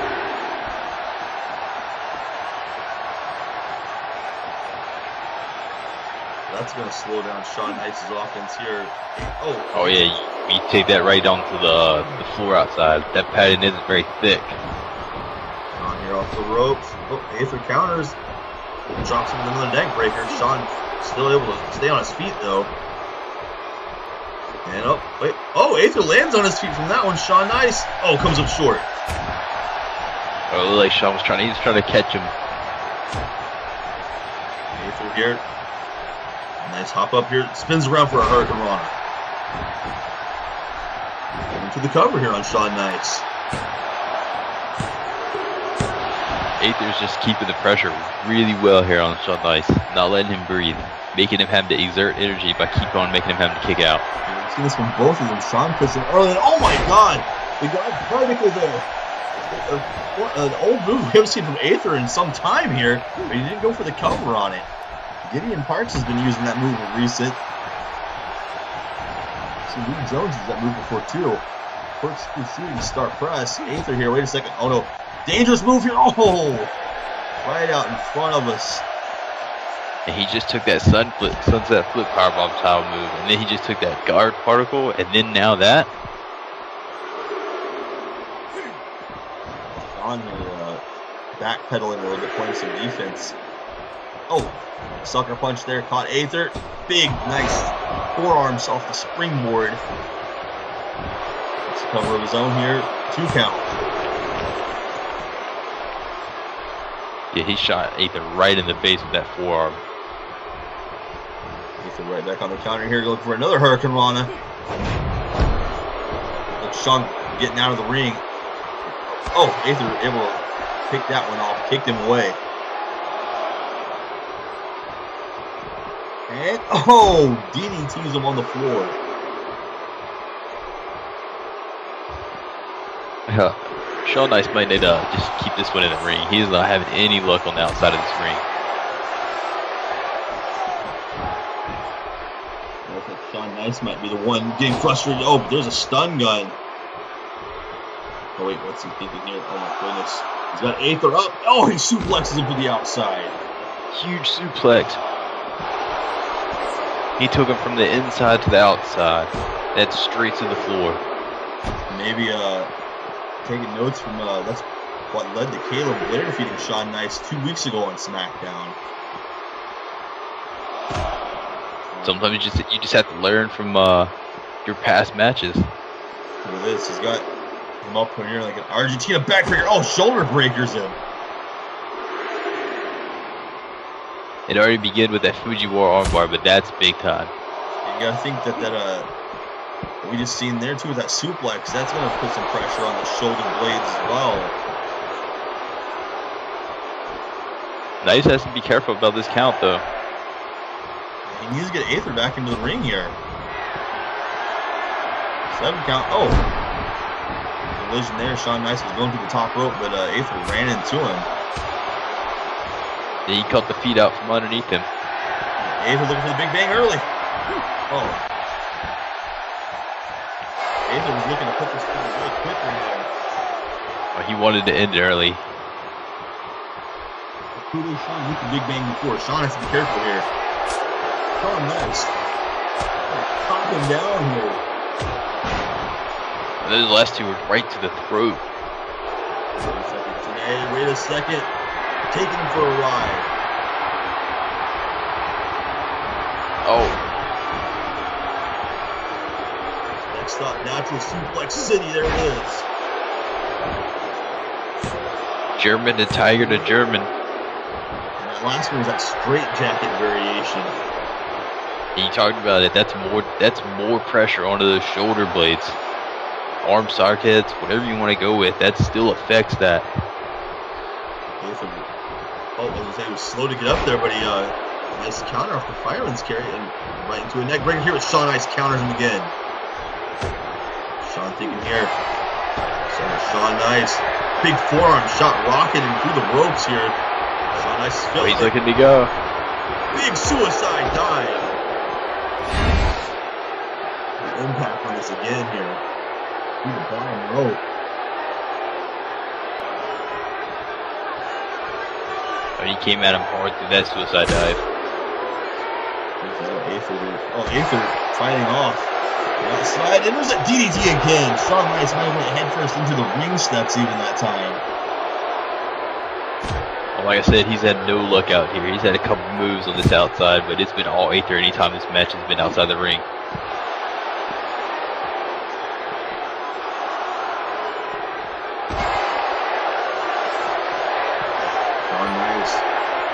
To the very top now. I can't be thinking high risk here to the outside. This is not a smart move. Oh no, and he misses.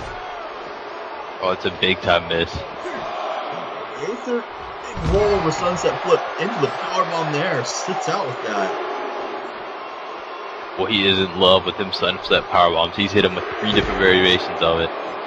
Sean taking the leg there for that leg whip takedown. Oh, and a straight kick to the face.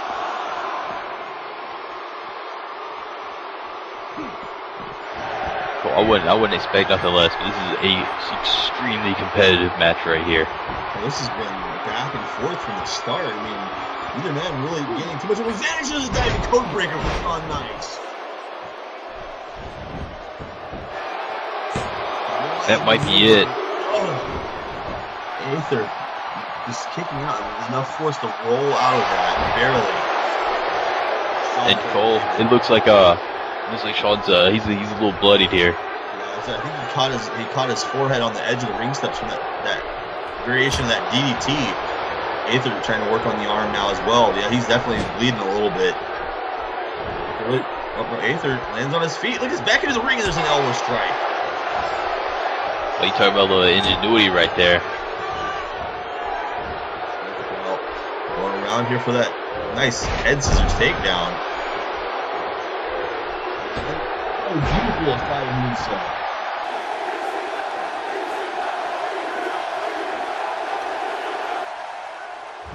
Aether look for another big bang here, trying to pick. Oh, Sean caught him with a sucker punch.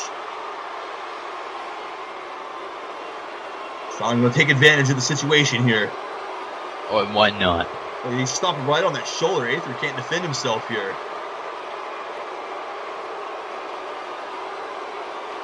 The referee's trying to back him up to let Aether get up to his feet here. Oh, wait, Aether's coming right back for him. Oh, they are just going back and forth. Trying to check on Sean Nice, still down in the turnbuckle, trying to get that cut cleaned up a little bit here while he's got a moment. Sean's back up to his feet. Another shoulder breaker. Oh my God! Cole, did you think that we would see this type of match between these two here tonight? And this has gotten personal very quickly there. Sean Nice with that sucker punch. I think he was playing possum a little bit. Aether bull rushing him in the corner here. We're seeing a different side of both of these men here tonight. Sean Nice, look at this, taking his time on the ring apron. Aether's back up. Nope, blocks. Oh!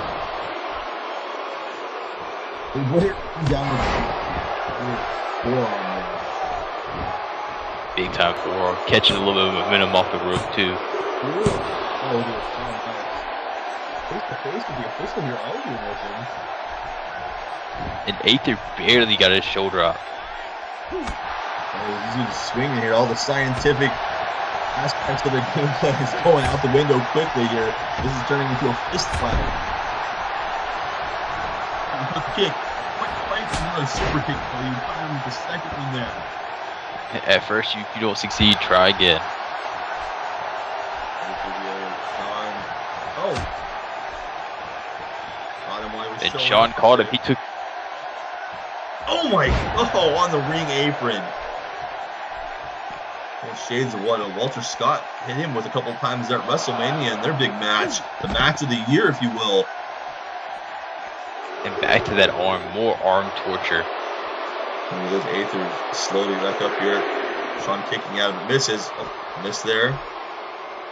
Oh, he caught him in the hip that time, and Sean Nice goes down. Cole, I've seen to notice that the Galaxy seems to like to taunt, and it seems to be a downfall of theirs. Oh, there's Aether, big cut helo to the outside.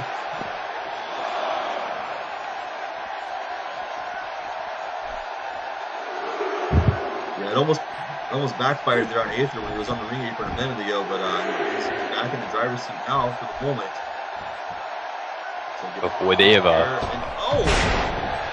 diving on this crescent kick there, and he goes right to the cover here. He almost just like hurled his body at him. Only two. Look at this now. Aether having a disagreement with our official here. Well, this is a progressively became more and more intense as this match has gone along. Aether, oh, kick right to the midsection. Goes with the kick to the leg. Sean Nice. Caught. Oh no, Aether's in trouble here. Oh, we're going for a ride up. Rolling into the ropes though. Still did some damage to his shoulders there again today. Wait, well, again, doesn't work the first time. Go for it a second. Oh, and he's not near the ropes either this time. Aether rolls through of it though. I think Aether knew how much damage he was. A neck breaker there from the Intercontinental Champion. And he hit that neck breaker just as Sean was picking himself up. And again to the neck there, snapping the neck with that. Spins him around, and another neck breaker. Oh, he softened it up for that big bang. Oh, look at this. The modified big cruncher. He's got that reverse triangle armbar here. And he's got his body put in the way where Sean can't reach for the ropes. Sean Nice, though, uses some ingenuity to get out. Sean thinking here today. Oh, wait. O'Connor roll into the back bridge. Oh. Almost had him again. Wait, Sean. The ropes here. Oh, and he clips the leg. Like I said, there's no one that picks apart your joints, that goes after you better than Sean Nice. Look at this again here. Fujiwara armbars him again. Sean is just methodically waiting for the right moment to lock in that unnatural lock at this point. It's physical dissection is what it is. Oh, nicely to the top rope. He's taking something high risk. Superplex, it looks like. He's got him hooked here. Aether going for the ride. Big superplex. He holds on. Sean Nice holding on for the Falcon Arrow into the pin. That's a huge combination move right there. And Aether just stole the hook.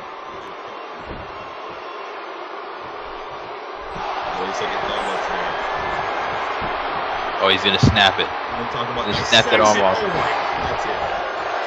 Aether may not be able to continue this match now with his arm. Finger in the elbow now. He's going the arm again. Here we go. And it's every arm. Both arms. It doesn't matter which arm it is. Well, Sean will find a way to bend the opposite arm to make you feel it no matter which one he's taking an arm on. Yeah, I think it even helps his game plan too. At that point, it doesn't matter what arm he catches you in. Aether is just reeling here. He can barely get back up. Oh no, and again. Do we think he's gonna go for it again? And Aether, he's getting to the lean back just a little bit into the ropes here, but he can't, it looks like. Okay, Aether he rolls free of it again. What a match today. This is still ongoing here. Aether snaps him over. Oh, drives the elbow right to the cranium. Aether, here, wait a second, big bang off the ropes. Well, that's a surprise bang. He may have him. Ooh, this could be the title retain here. No, Shawn Nice kicks out.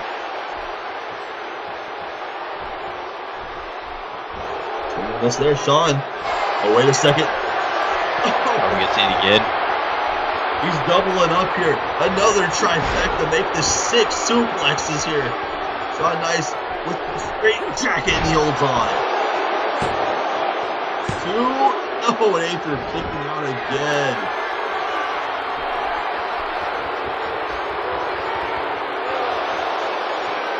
And more damage, but the more damage was on that arm. Shawn's calling for it. Oh no. Oh my. Wait, we've never seen this variation of this before. Oh, and he's bridging it back. Oh, he's got the arm really hyperextended. He's going to break it over his shoulder here. Aether able to roll free. But how much damage was done? Like he's really favoring the arm now. Oh, no. He's got the arm trapped again. Oh! And you have to wonder, how will Aether be able to respond? Like, how will he be able to hit that big bang? You can't lock in the big crunch with one bad arm either. Oh, wait, Shawn looking for the dive here again today. For the second time. Is he going to get it here? Oh, my God. Cole, did Aether just Hadouken Shawn Nice? He Hadoukened him into another galaxy, it looks like. He almost like an uppercut palm strike there. Aether was taking apart the announce table. Well, he may have finally snapped. Oh my God, we've seen him do this to Ed Gucci before, the McNasty Bones before. Gotta get out of the way here. This is bad news for Shawn Nice. Oh my God!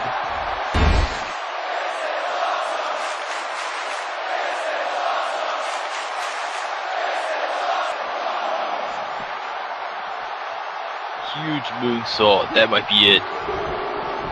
I'm okay. Aether nearly landing in my lap here. I'm trying to gain my composure here. I'm sure you would have loved that, Cole, as much as an Aether fan as you are. I'm just amazed that Shawn Nice kicked out. He's back up to his feet. Oh I think he just caught. I'm pretty sure he just caught Aether by surprise. Fighting spirit from Shawn Nice here at Payback tonight. Look at this. I don't think Aether knows what to expect. This match continuing still. Shawn Nice will turn things around here on the Intercontinental Champion. Oh, his shoulder went into that turnbuckle again. And oh my God.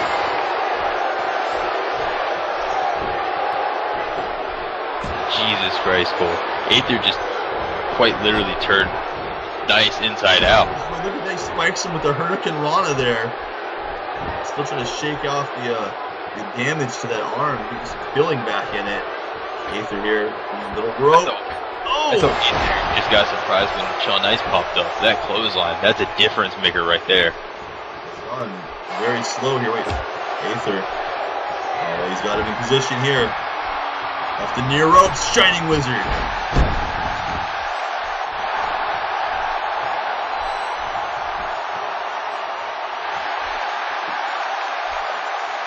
Looks like he's looking for it. Let's see how all that damage to those arms, if it helps. Oh, wait, oh, it does. Shawn wrenches the arm again.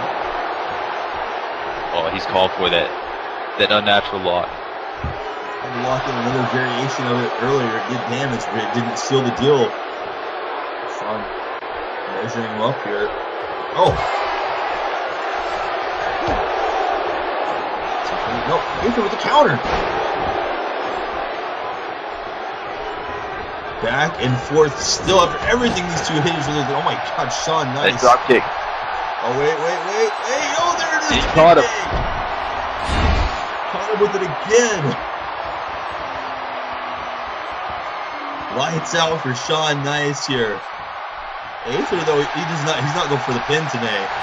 I think you're right. I think he snapped.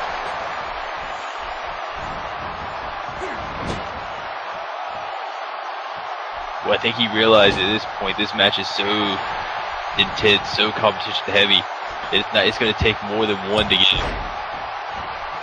So this firing away here, ducks under, and there's a double stomp to the chest of Sean Nice. That was a big time stomp. He just smashed him into the mat. There's another shiny wizard.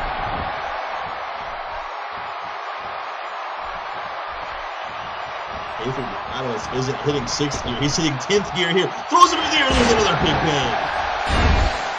That's it. He has done snapped. He has literally lost his mind.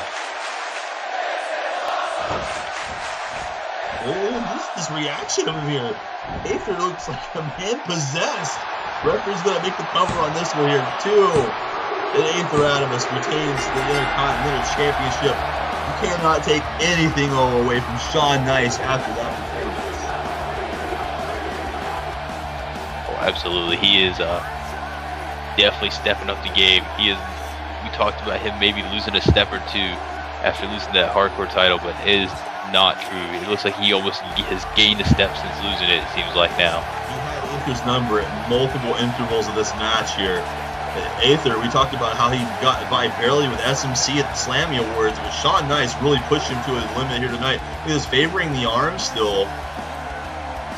We'll go back and have the trainer check the arm out here, and he really suffering there. What's going on here? Oh my God, it's SMC! SMC's got his hands on the belt here. Oh no! Oh, the guy is here, bud. The man is here. Today, he's dressed in fatigues. He's here for war tonight. You had to believe this wasn't over. After Nice beat him, you had to believe that wasn't it. After Aether intervened in him, getting his hands on Sean Nice. Oh my! Again with that belt. Just disrespecting the champion here with his own belt. That's one way to make your claim that you're still coming after what that man has. You gotta think it's open game here. Sean Nice is again removed from the playing field. We're back to where we were. We don't have a contender for Aether going into Extreme Rules. Oh. Well, looks like SMC is once again dropping his name in the hat. And he's just got that belt in his hand here again. Aether for the hell of a match here. Oh my God.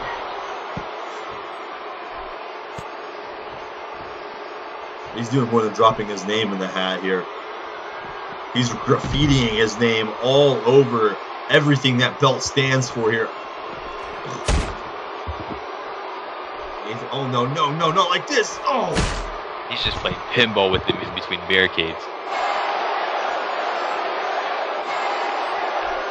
Yeah, you said this after Tiger Baraki beat SMC on Raw earlier this week. You would hate to be the next person in the path of the tough guy, and oh my God, the fall of the week.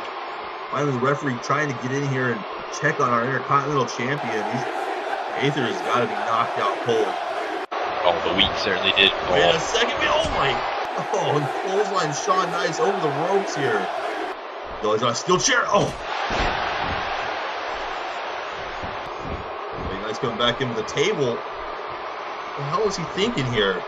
You don't talk about somebody who snapped. SMC is completely deranged at this point. Oh, he's just dragging the face, the eyes across the ring ropes. Oh, and his drop kick Sean Nice right in the shoulder there.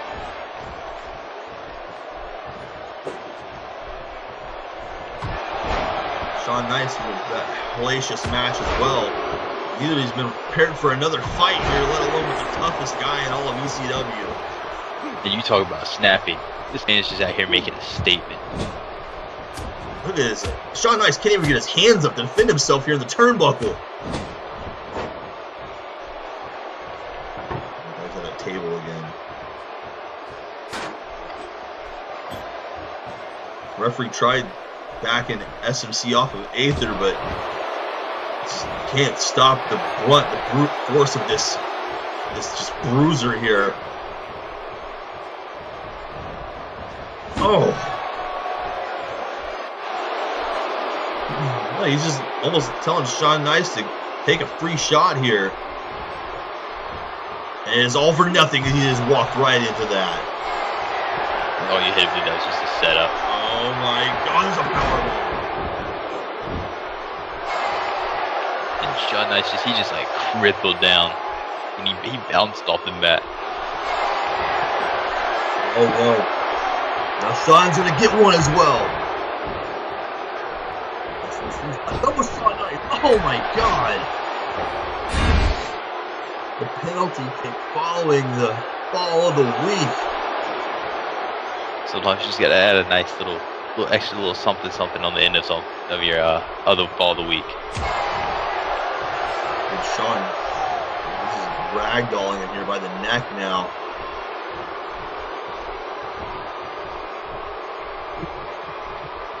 This warpath of Steve McCarty. Oh no. Oh my. He gets through that table, had his name on it. Not another powerbomb through the table. Oh, nice. Decimated here by SMC. SMC is far from finished. Oh my God, I spoke too soon.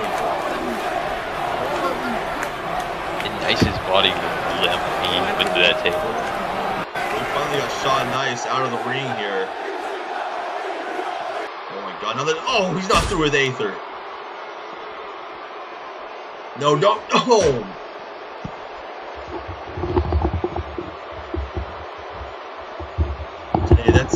That's one of our maintenance team's ladders that they use here ringside to work on the lighting rigs. Oh.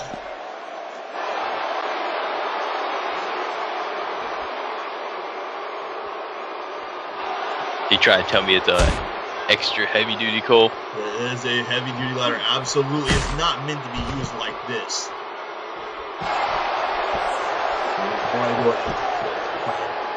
Ladder here, completely hijacked. Taking the aftermath of this Intercontinental Championship match. Oh my God, no! You can't do this to the champion. See, oh my, oh! Well, heavy duty. Feels like SMC found his own work-related usage of that ladder. We need somebody out here to check on Aether.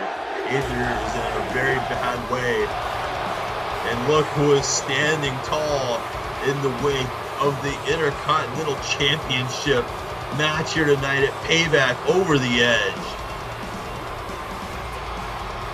It's hard to say you can't put that man in name for the contention for the next shot.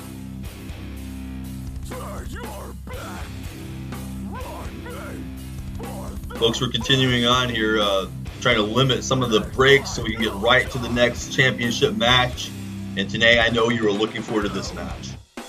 Oh, absolutely. It's time for the criminal to be put in his place. What do you think is on the champion's mind here after pinning Anthony Adams on SmackDown 2 days ago? Oh, you had to know that he already knows he is in control of this man. Regardless of what has happened in the past. After SmackDown, he knows, and he knows that Anthony now knows that he has his number.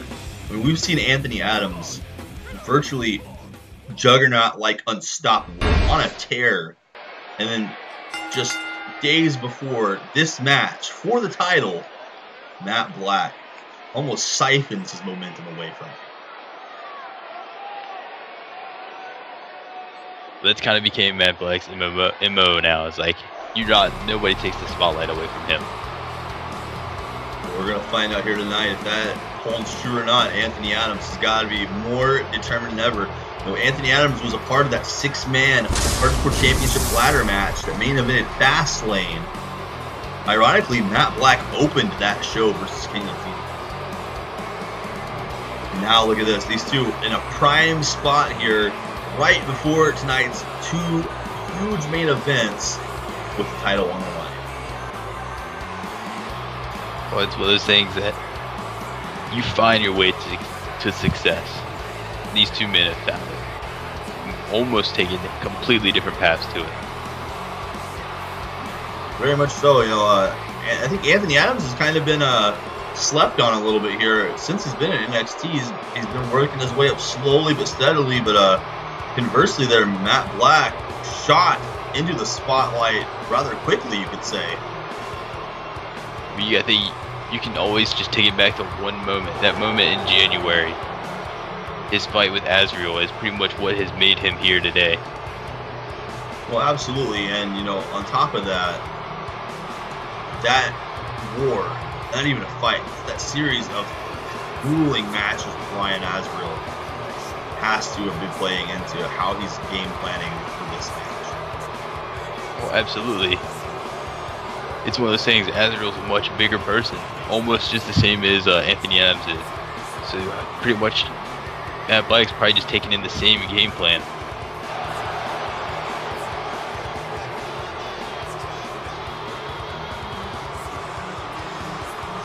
As usual, Matt Black with the signature swagger and confidence here. He makes his way down to the ring, and Anthony Adams looks very confident as well. Well, let's face it, Anthony Adams has been almost on a criminal warpath, if you will, since the end of the Slammies.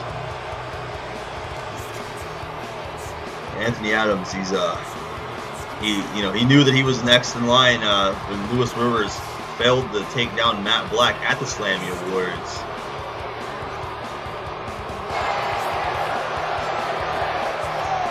I think we're going to see something special here. The last match is going to be very difficult to follow. But I have a feeling that we really are in for a treat here tonight. Matt Black has a lot to prove. Last time these two went one-on-one, Anthony Adams steamrolled him in the eyes of many. Well, let's face it. As Matt Black stated, he's simply distracted, not even caring about Anthony Adams. He had a much bigger, much more respectable fish to fry in Lewis Rivers. He's got a very large behemoth standing across from him here. All muscle, the infamous one. No backing out of this now.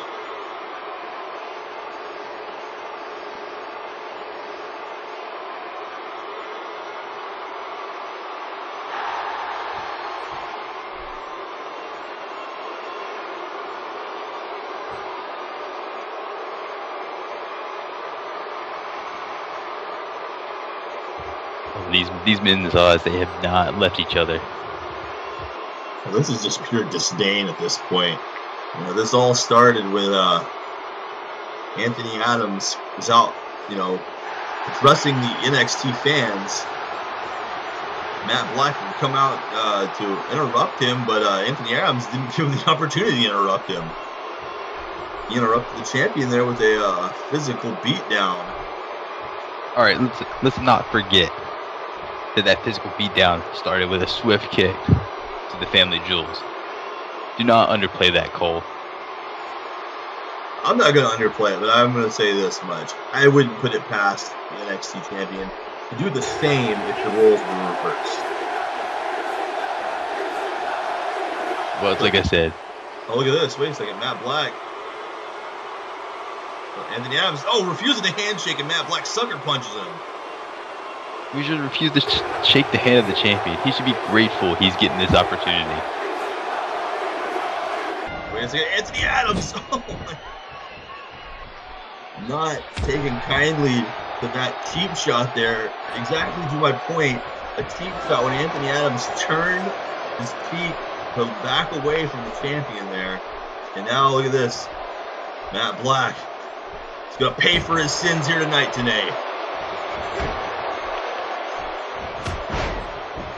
Pay for his sins. The man hasn't committed any sins. Look at this. Look, if anyone's committed any sins, it'd be Anthony Adams. Matt Black's going to have to be careful. He doesn't want to... look at the champion here. Oh! I think it's the first time we've seen Black pick up the Anthony Adams. Anthony Adams here giving some grief to the champion for missing that moonsault under the belly-to-belly. Well, that might be the first time that he's picked up Anthony Adams, but Anthony Adams has no issues with throwing him around the ring at will. Adams holds on to the ropes here. Look at this.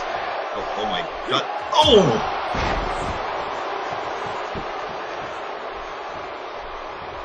Man, this is a fight. This is not a wrestling match. This is a fight. A chop block. Not even taking the infamous one down.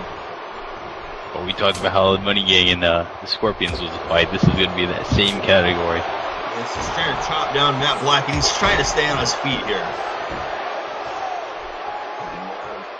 By the shoulders and just drives him into the ring.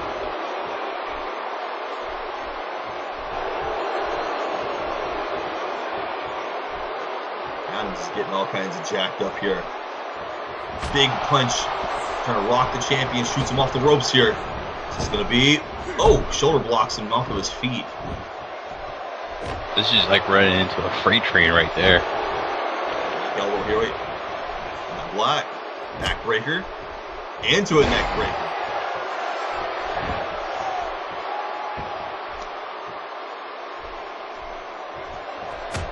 You gotta think maybe there's even, you know, I'll give Matt Black this, okay. Matt Black is having a breakout year. He's being recognized globally right now by many other promotions outside of Eldorado Championship Wrestling. Perhaps maybe Anthony Adams is a little bit jealous of the champion. You know, I'll give you that one today. What do you think about that? Oh, absolutely. Everybody's jealous of Matt Black at this point. You don't think he knows that he beats Matt Black here tonight, though, for the title, that his stock is going to go through the roof? Let's face it, Cole. Anthony Adams' stock has already risen just a little bit, just in being in this match, regardless of whether or not he wins. Just being in the same ring with Matt Black, that just elevates him. You can't argue with that. I'm not going to downplay Matt Black's success here. You know, a lot of people thought that he was going to surpass Ed Gucci there as the breakout star of the year in the Slammy Awards. A travesty in itself. I'm sure some people will see the discrepancies in that, but you know, votes are what they are. Oh, big shoulder block here.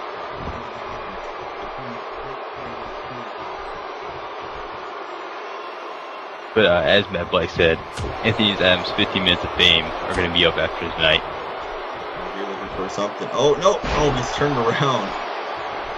Trying to lift him there again. Not working out this time around. And applying some pressure now to the cranium, the jaw, the neck area here of Matt Black. Matt Black, oh, fighting out of it. This punch is slowing down the Giant, but not stopping him. Anthony, oh my gosh, lifts him up. Oh, and Samoan drop. Yeah, he just sat back on Matt Black right there, just completely full force, all weight. Matt Black trying to get through here. Arm wringer, kick to the face. Trying to turn things around here on his contender. Big forearm. Here we go. Matt Black's getting fired up. Ducks and clothesline. There's a panic kick. Oh, and Anthony Adams just rolls right out of the ring. Look at this. He's got Matt Black in trouble here. Shoots him across. Oh, into the barricade. No, Matt Black fighting back.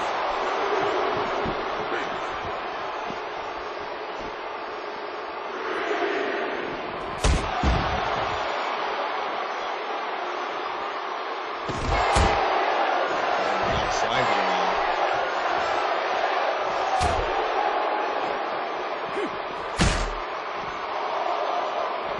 Back and forth here. Look at this. He's trading shots.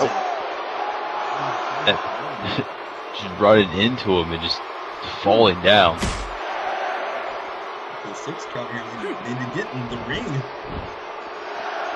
7 count. Finally back in. And Adams here off the ropes. Oh! Oh, he caught him big. Just completely, just guillotined him. He uses all momentum against him. Oh, that knee strike. Another knee. Black is taking advantage here. On top, what's he thinking? Oh my, oh, spiral tap. That's a new, we haven't seen one of that very often. And Matt Black needs to capitalize here. Well, he might be looking to put him away here. Nope. Oh, Anthony Adams fighting back.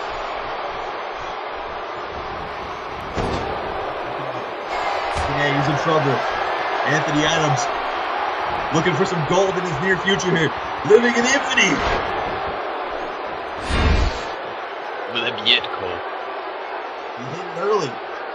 Matt Black was looking for the last rites. But countered. Living in infamy here on the NXT champ.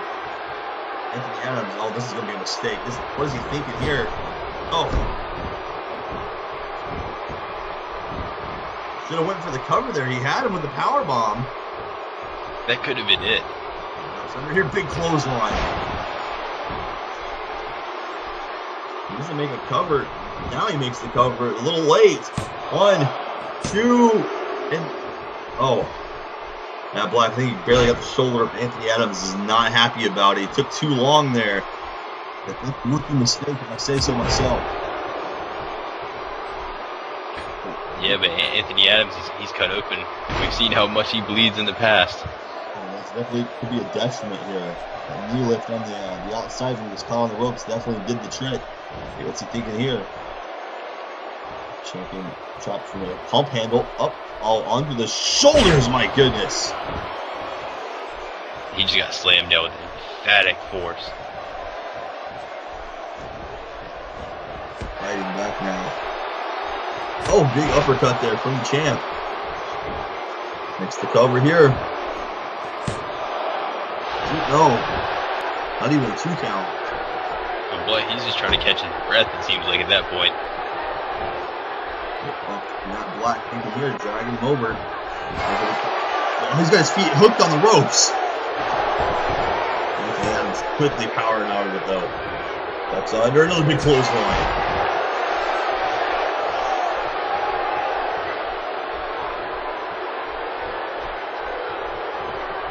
You have to think though, if he would have went for that power, like that pin after that powerbomb, as quick as he's put away opponents, that might have been it. We may be looking at a new NXT champion right now.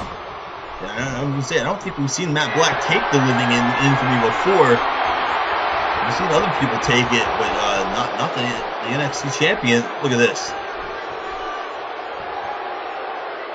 Taking his time here with Matt Black. The arrogance of the man. Oh wait, look at the Matt Black counters into an arm drag. Another arm drag.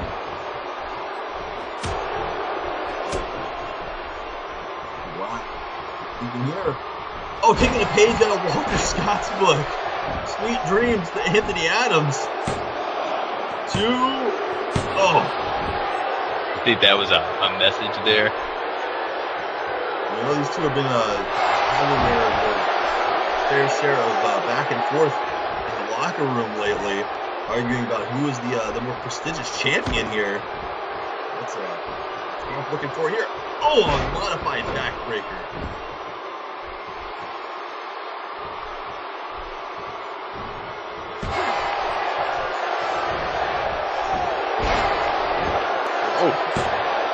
You see he covers like this. Matt Black can't believe it. He thought he had him there. A good clubbing away here. Clubbing him. You have to believe he can't believe he didn't get that off that cover. Matt Black's down. So the referee backing Anthony Adams away. Anthony Adams wants him to get up. The champ's very slow to get up with shots to the lower back. He's really done some damage here. He's taking the power bomb. He's taking every big move. The only thing he has not taken is that spear. Oh, wait a second. There's a spine buster. This could do it. 2. This, oh. Kicked out at 2.5. Yeah, the spear is all that remains. Maybe the torture rack here. Wait, Anthony Adams caught again. Got like a little roll up here. 1, 2. He's just going to try and catch every surprise he can now at this point. Champ is playing defense here. He's on instincts. These two men throwing everything at one another. These fans fully into loving this that I'm seeing here. Wait, Anthony Adams sizing up Matt Black here. Oh, here it is. He's going to try to put him out with the torture rack here. You saw Matt Black favoring the lower back. He's trying to finish him off here with the submission hold. And that's all the torque. It's all of the back. This might be it. He's kind of flailing around. The referee might need to check that arm, make sure he's still conscious. Oh, wait, look at this. Matt Black, counters into another arm drag. The champion is still alive. We touched on this a second ago. There's war. We know that Matt Black can go. He can take an unimaginable amount of pain and punishment. Those wars with Azrael, the amount of beatings that he took. There was a war with Lewis Rivers before the disqualification at the Slammy Awards even. You know, Matt Black had mixed it up multiple times with Dick Nicholas in the ring. Look at this. Black counters here. Spinning heel kick connects. I have to say I'm impressed with both of these two, considering their last match. You know, a lot of people were wondering, can Matt Black hang with Anthony Adams here? He's doing it. Finding his 6th gear and neck breaker again. It's all about innovative offense when it comes to Matt Black. Hitting you for moves that you just wouldn't even think that would come out of anywhere. Look at this. Anthony Adams lifting him up into the air here. Deadlifting him with a jackknife like a powerbomb. He just hit back and put him right back into the mat. That's a 2nd powerbomb now. Oh, big elbow lock and then body punch there. Matt Black fighting right back out of the turnbuckle. Oh, Adams caught him. Oh my God, one hand up into the air.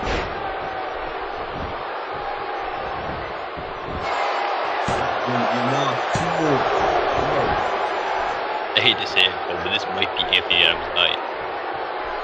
He's got the champion reeling here. Oh! And Matt Black is hitting literally everything he's got here. Oh my, look at the strength here of Matt Black. He's hanging up the big man. He can't defend himself. Anthony Adams has never been in this position before. But Matt Black thinking, oh my, no way, Matt Black from the top rope. He just stomped him. Matt Black, look at this, comboing up some offense now. A knee lift into the neck breaker. Is this enough? 1, 2 count. No. Matt Black is beside himself. He can't believe it. Anthony Adams trying to take a breather here. Wait. Oh, the champion. Ribs first. Again, he's taking all that damage to the abdomen. Ribs first into the steel ring steps here.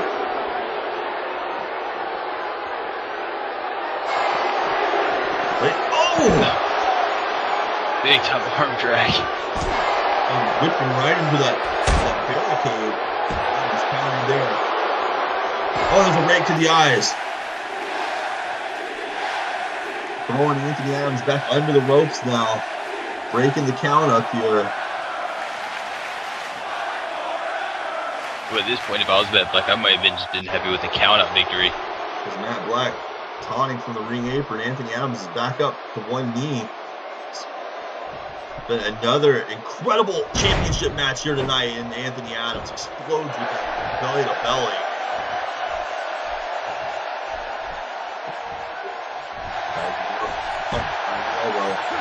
Forearm, body punch, big combo of strikes here. Anthony Adams shoots him in. Oh my God, look at the strength here.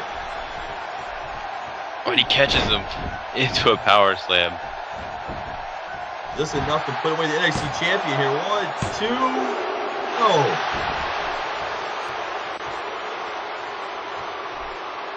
Well, I don't know how much more Matt Black can take on this. He's cranking on this chin lock here again. Anthony Adams still the blood trickling down, almost right below the eye there. He's got to be careful that he doesn't get any of the blood into the eye. Could cause all kinds of vision trouble here, and he doesn't need that in this kind of a match. Matt Black fighting out of this again. What's the champion thinking here? He's trapping him in the ropes. He hasn't hung up. Black here.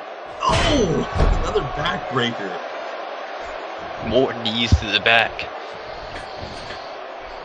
The middle rope now. What's he thinking? Looks like it. Taking a page out of the judge's book with the swanton from the middle rope. 2. Oh. Adams kicks out again.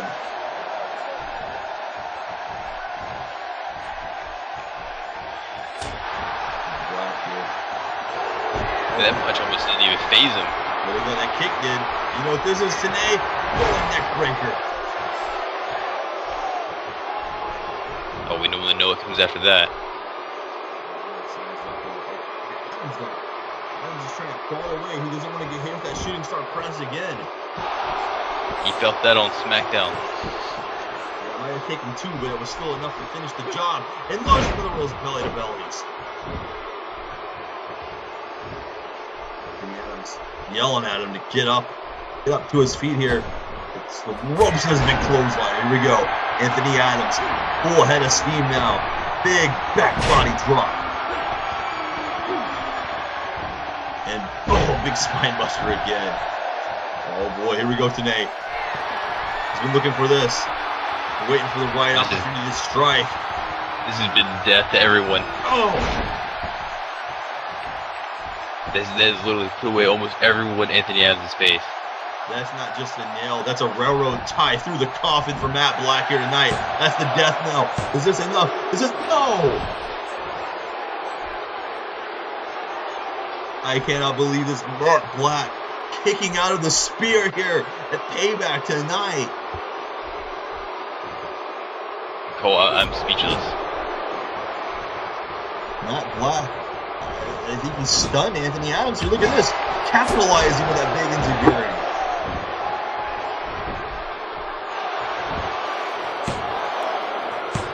Wait, Adams has his foot on the rope there.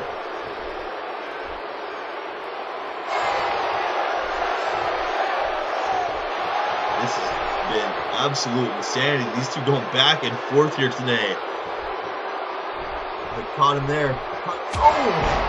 He physically just caught Black's punch and countered it with the headbutt. Hey, he's looking for living the infamy a second time here. He's going to try to finish him off with this powerbomb. Here, wait, Matt Black! Matt Black rolls through! It's a sunset clip. It's a pin. It's a pin. What is this? No. When is the last time you've seen somebody counter living in infamy into a pinning combination? Wait a second, Matt Black! Oh no, the referee didn't see it! A blatant low blow! Whoa, no! More damage, the low blow to the abdomen. And then the shooting star press. Oh, Matt Black's not done with it. Cole, I don't know what you're talking about. Those are just a shot to the stomach. That was clearly a low blow, and there's the last right. Sending a message here. The referee, I think the referee was blocked by Matt Black's position there. He didn't see that low blow happen. Anthony Adams is out from that, and Matt Black's going to retain the title. If you were to call that a low blow, as this pay-per-view is so aptly named, Payback is a bitch for Anthony Adams. Anthony Adams looked like he had Matt Black put away more than once here tonight. You have to think that maybe that kicking out of the spear was the beginning of the end. Seeing here in the replay, he was for sure almost preemptively celebrating there, falling for it.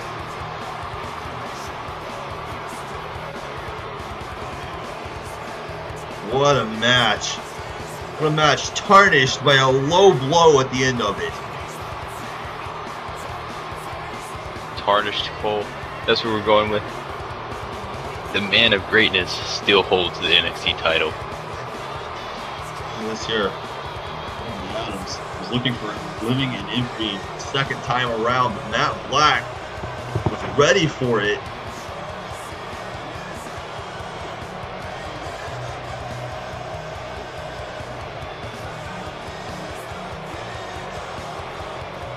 Here's the end of the match. Signed, sold, and delivered. Last rites to the infamous one.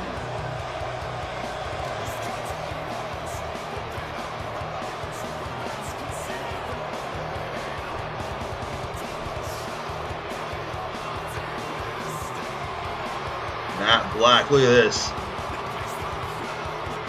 Tell you, I've never seen another champion celebrate like his life was on the line every time. Well, Cole, you would be ecstatic to either retain or win a championship. If I had the talent, the God-given abilities that Matt Black did, the last thing I'd be doing is striking another man below. Oh, so we're just going to excuse the fact that ATMs did it earlier?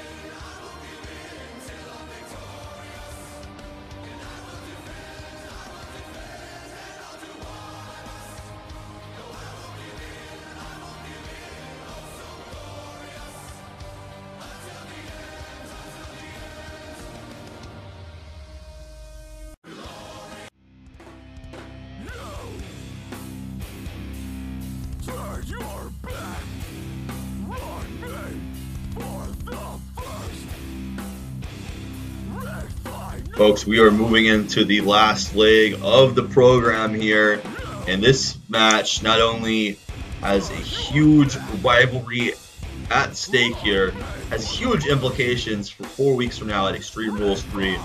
Jeremy McGlasson has an opportunity to main event Extreme Rules 3 for the World Heavyweight Championship one more time, but he has to go through the man who has had his number at every turn in Caleb Blair. Oh, and you talk about we're about to make this even more of a war than what it was at WrestleMania. It's last man standing. We took the no DQ stipulation that they had at WrestleMania and we amped it up. The only way the man is going to win this match is being the one that incapacitates the other to where they cannot reach the count of 10. And I want to point out an interesting factoid here as I was doing some homework before this today. Jeremy McGlasson is undefeated in last man standing matches. One asterisk. The only person, and it was not just a last man standing match, it was a last man standing casket match stipulation. Defeated him at the first PLC event. Beyond that, Jeremy McGlasson has been in last man standing matches versus the likes of the Crusher, Ryan Paul Jones. He has been in there with some of the worst and some of the most dangerous individuals in this WWE. What about a man that's almost become as sadistic as Caleb Blair has been in this rivalry with them? Well, Caleb Blair, since he arrived on the scene, Jeremy McGlasson was the first to call out Caleb Blair. And Caleb Blair took that and seems to have twisted it around on Jeremy McGlasson. Would you believe that, look at this, maybe 6, 7, 8 months ago, that Caleb Blair would walk into ECW and usurp the kingdom from the king during the black. It was only a matter of time before the king faltered. But it's hard. It is hard to imagine. As much as that title, that king title that McGlasson liked to call himself, it's crazy to think that we no longer refer to McGlasson as a king.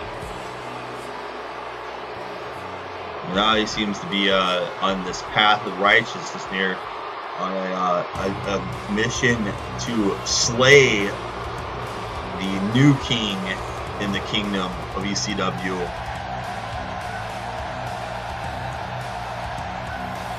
I'd say Jeremy made a pretty good case for himself on SmackDown, defeating AJ Hawkx, maybe at the expense of Caleb Blair, but I think Jeremy's been on a little bit of a rebound here lately.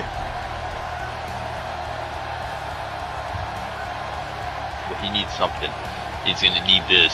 This is going to be that crowning moment because, like you said before, every single twist and turn, Blair has been that thorn in his side and almost every single time prevailing. I don't know if you can see that from here today on my monitor here. Jeremy McGlasson's new shirt there does very aptly Just as his jacket does on the back there, he's the King Slayer now. Hopefully he's calling that new finishing move that he put away AJ Hawkx with.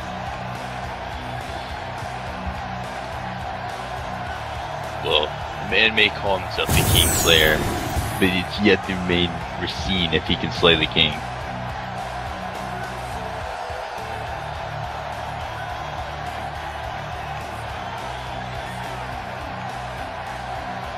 Well, he's one of the few men who have went toe-to-toe and had our boss's number, Ryan Paul Jones.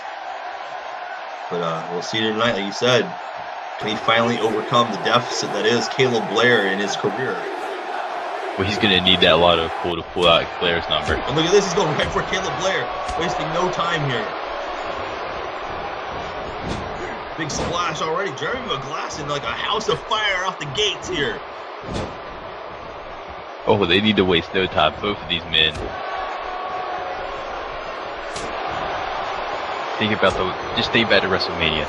The sheer violence that they ensued in.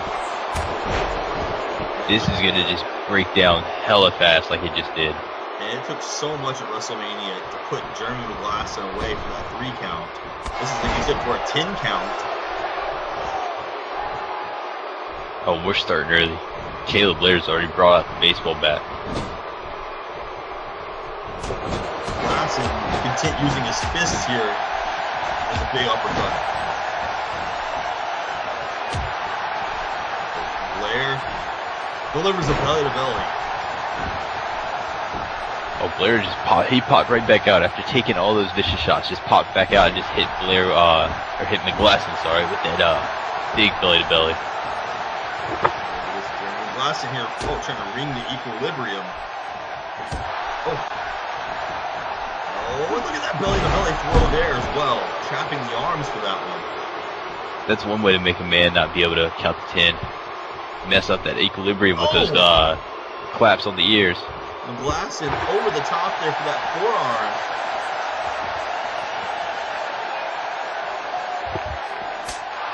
And this open hand slap here, 2 of them to the face. 3, but got nothing. Blair right back. Oh wait, Jeremy here with the counter. He's got him up. DDT's on the floor. You gotta love this today. There's no countouts in this match. Our last couple of matches here, we've been talking about the countouts playing a factor into it. You know, the championship.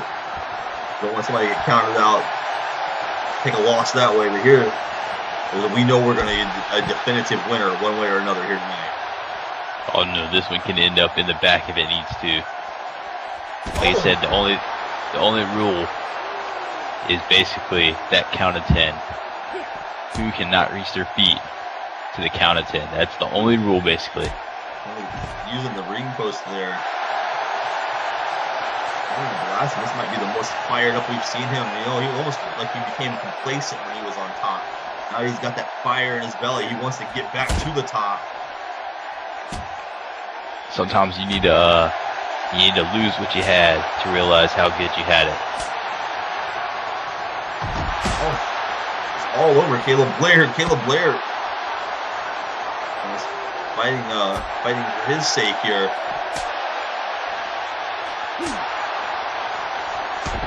Again to the barricade. Caleb Blair fighting him off yet again. Oh, counter here from McGlasson.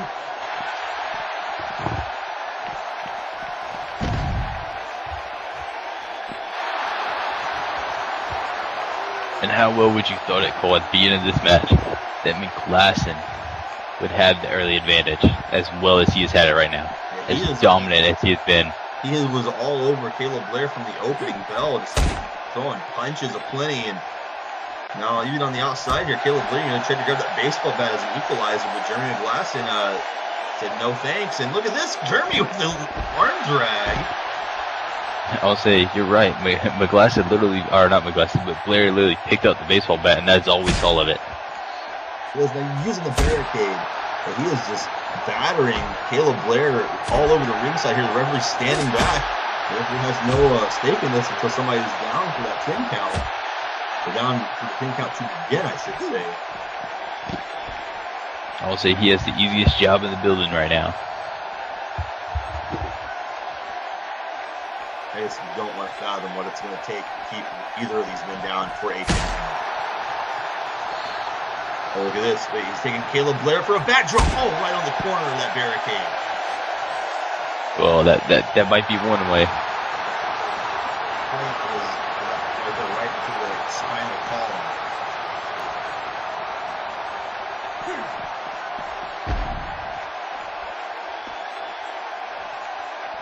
This is one of our senior officials out here tonight. He knows when to begin the count.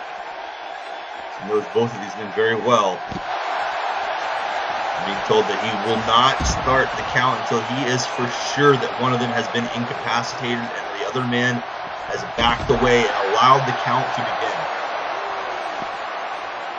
It's a very, very high stakes match here. We want no fallacies in determining who will go on World Championship at Extreme Rules. And Caleb Blair here, Luthez press, and here comes the punches. We need no what ifs. It is need to be 100% concrete. Oh, look at that suplex there on the concrete aisle. Absolutely no what ifs. That's a very, very astute point there. And Blair is headed up the ramp here. We're circling around. This is almost shades of what happened earlier with Ed Gucci and Sean Walsh. Like he's trying to catch his breath. Jeremy from behind caught him here. Oh, no, no, no. Oh! And you keep on Geddes and Walsh getting slammed on the concrete floor out here. Oh, it's about to get a whole lot worse than that. Yes, Jeremy here. Oh! These two just blocking each other all over the entryway there. You might get to see more use out of that four-banger there, Tanae. At this rate, he's fighting right next to it. Oh, I'm all in for that. And he's got Blair by the back of the head. Wait. And nope, Caleb Blair. Oh. Creating some separation here.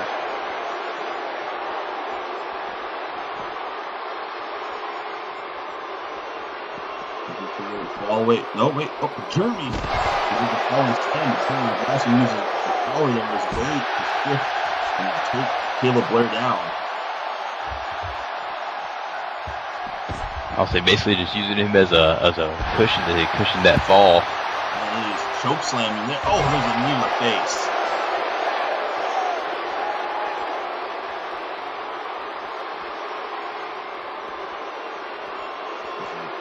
Dragging by the hair here again.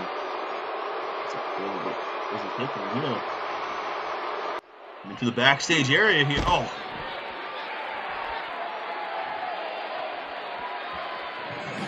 Cool. I think Blair's been busted open. That knee, that short knee. Oh my God! Using that flat screen monitor there.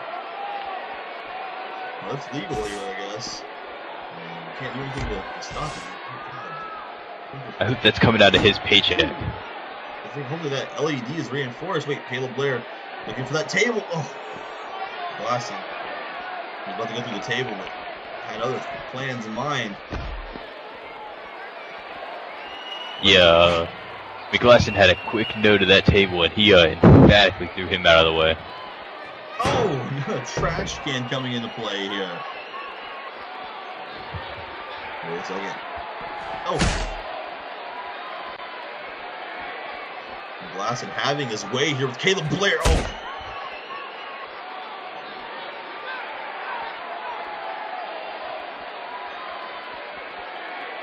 Well, to my knowledge, the last man standing match, the fall can occur anywhere in the building, I would assume. Oh, it's anywhere, Cole. It doesn't matter where it's at. So these two fighting here into the back corridors of the venue here. Who knows what's going to happen? Oh, off that wall there. It's a nice little brick wall to the face for Blair. He's going to leave Blair's his own print all over the wall there. Autographed it in his blood possibly. Oh, there's a kick to the arm. Caleb Blair He's got the trash can now. Turnabout's fair play here tonight. Oh!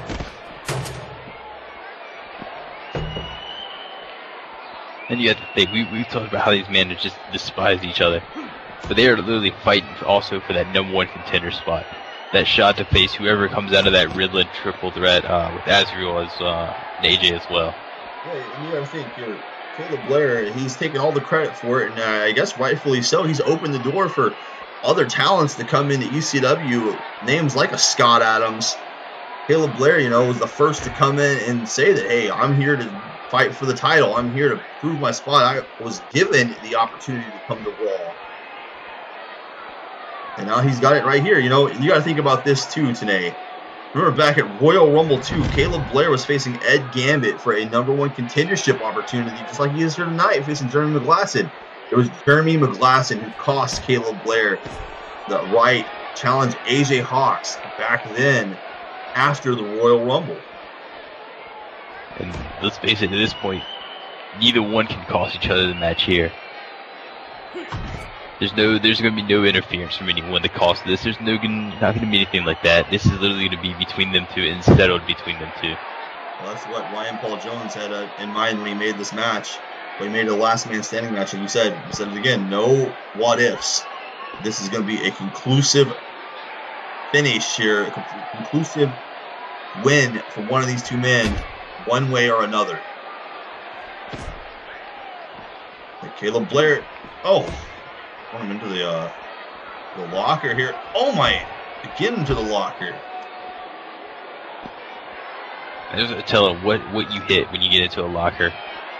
There's so many things that people's clothes and knickknacks and whatever else they have.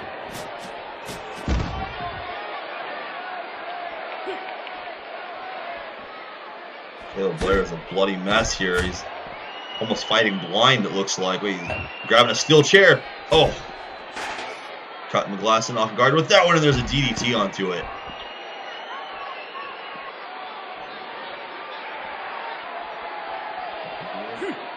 Throws him into that locker now. We're just going from locker to locker. Oh! Super kick! He's got him. Oh! He super kicks him again. If you didn't feel good about one, let me put 2 on you. And he's not done. Like, again, not even gonna let the referee begin the count here. I was just say, you talked about that referee counting when the one man feels confident enough that they can back away and let the referee count. Neither one of these men has done that. Jeremy putting a stop to the steel chair here.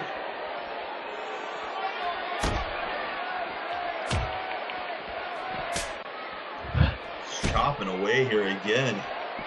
Whether or not it be out of one of these men's these hatred for each other, or whether the fact that they know after that WrestleMania match that it's going to take way more for each of these men to put each other away.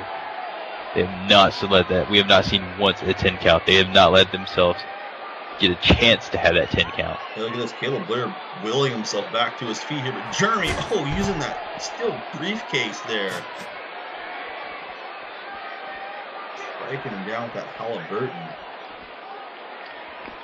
And Blair ate that. He may not have a couple teeth after that one. He's just wobbling here. Jeremy, wait. Oh my God, he's got him up on his shoulders here. Looking maybe for a Kingslayer here already. Oh!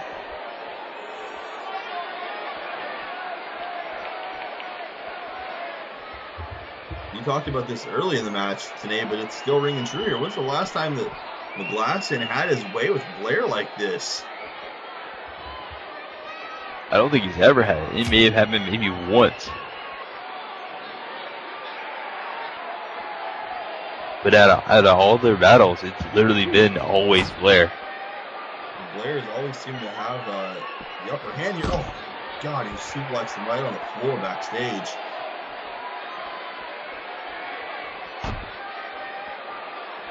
At Mania, it was all Blair, it felt like.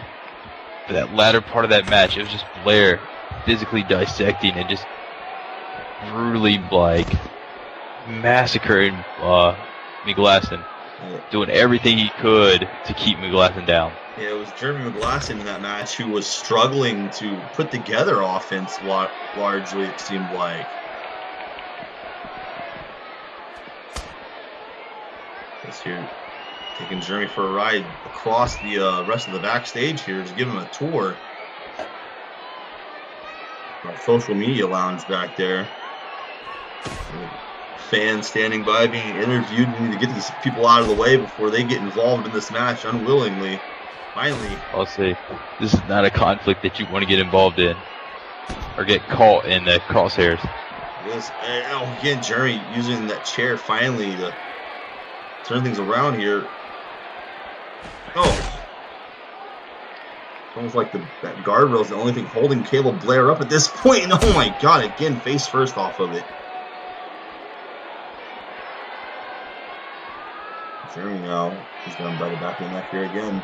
Oh, throws him through that door. Yeah, I think I see him out there by the entryway again. Oh, we're back out here. They're back here. Yeah, they're out here behind that giant LED display. Oh, Caleb Blair with a spine buster.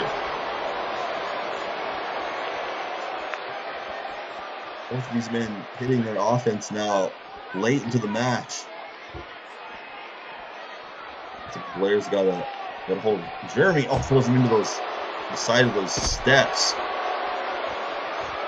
Oh. Hammering away now on McGlasson.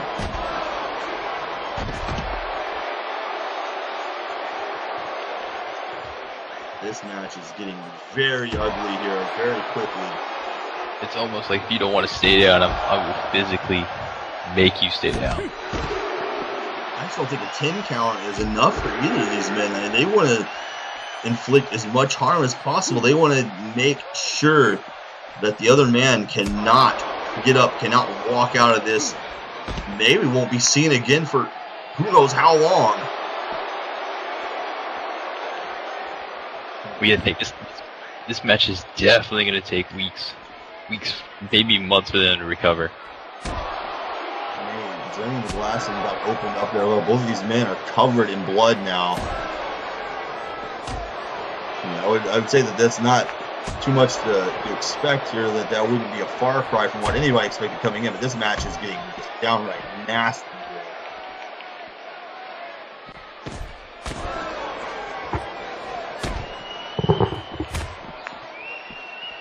Blair now trying to take a measure of control here. Oh, big knee lift there.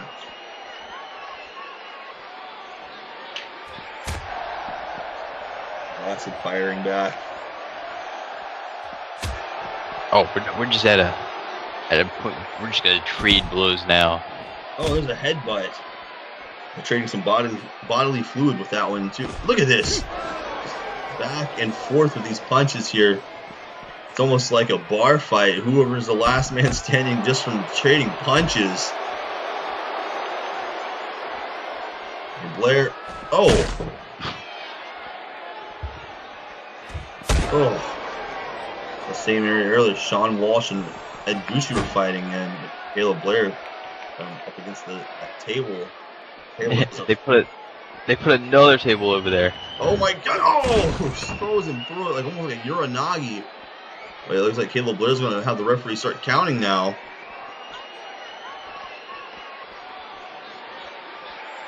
He's just leaving Jeremy McGlasson where he's lying there.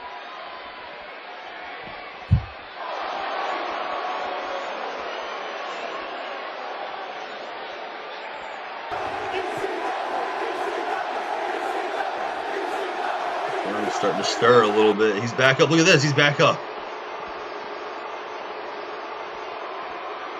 Blair, oh, sends him right.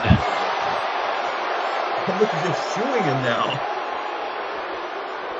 It's almost like he's telling him, "This is my kingdom now, and you can just leave. You're no longer needed." Ring in the ears there. Oh my goodness, here we go. And we just got this put back together. Survived the last match. Could you imagine if Anthony Adams and Matt Platt came crashing through our table? Oh. Blair drops low on this big clothesline.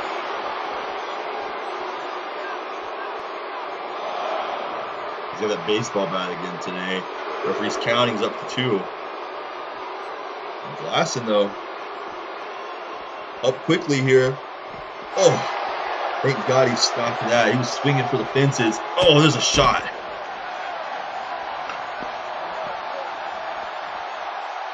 So how are we gonna thank God that Blair doesn't hit McGlasson, but not say anything about McGlasson hitting Blair?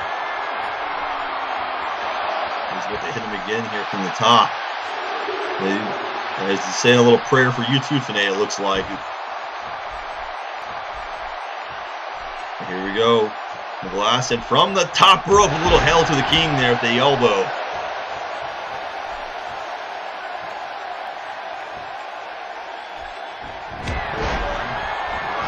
Fired up. Okay, the Blair saw it coming. Let's scout if there's a back body. Excuse me, a belly to back suplex. I mean, you have to imagine at this point, there's no surprise maneuvers that can happen. These men know each other so well. Look how slow Jeremy McGlasson is to get up there. Oh, referee gets bowled over, and there's a knee lift in the corner. Blair wasting no time.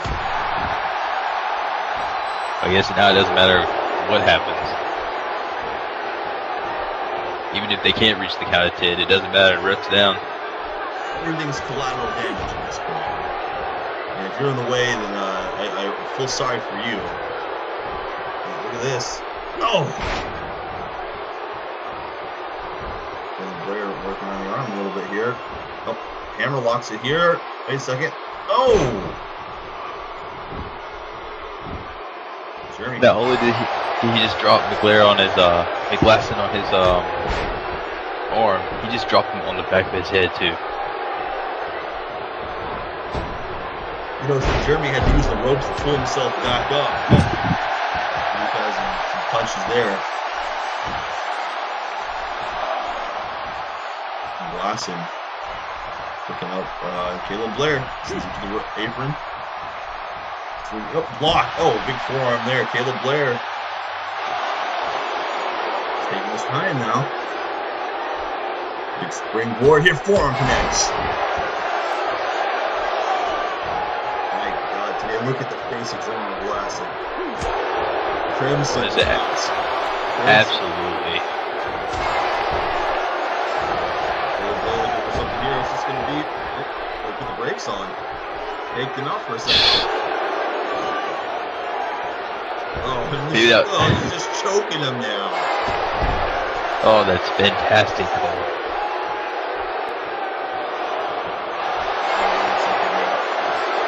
I'm thinking a punt kick early here. Oh, he is. He is getting geared up for it. Well, he's sizing him up. Wait. He strolls across. Oh, my. Oh, he's the skin of his boot there.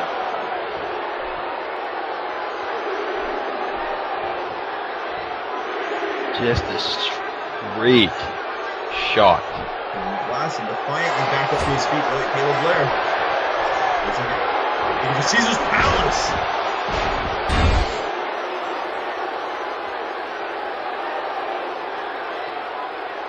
Movies used in other promotions, but we get to see him used here. Is that enough?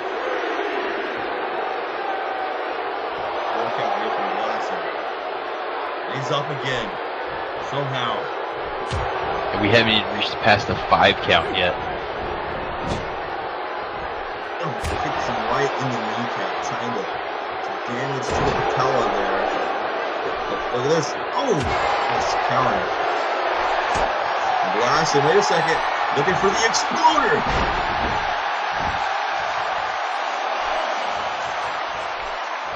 2 count.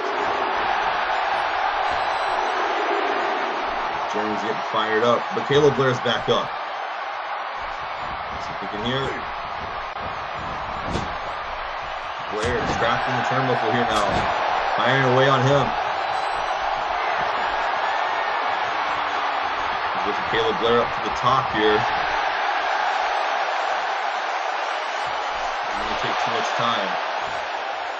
No, definitely not. He doesn't need to taunt or anything. Just get to physicality. Just keep beating a man down. Look at this, Caleb Blair. Oh, strikes with the knee, and he barely holds on to the top rope there. Both men about went down from that. Wait, Caleb. Oh, caught him with another forearm. Very dangerous situation there. Caleb Blair could have fallen all the way from that superplex. Oh, there's the punt kick again. And that one was full force. That wasn't like the last one. That one was full force. That may be it. That was just sinister. The way that he just, oh my God. He's not done with him here though. McGlasson, he's just on the instincts here, but he has no idea there again. Caleb Blair. Spine buster.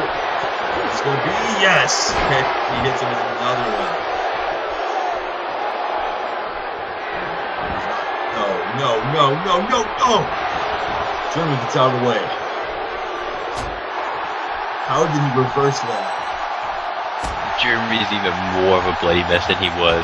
His face is almost just purely all red. Here it is. Catches him on the run there with that Samoan drop.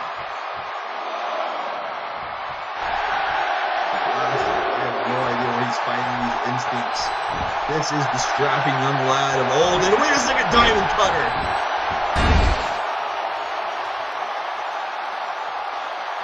Oh, Blair caught off guard.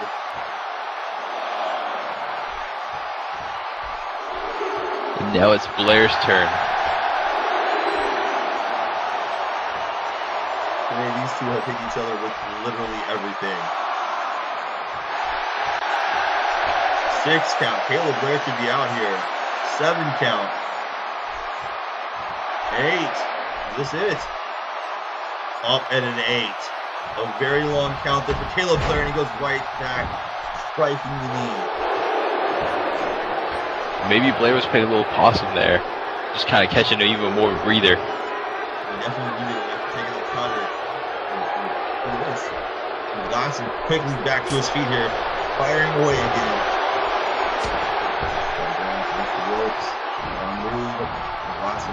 Oh boy, here we go.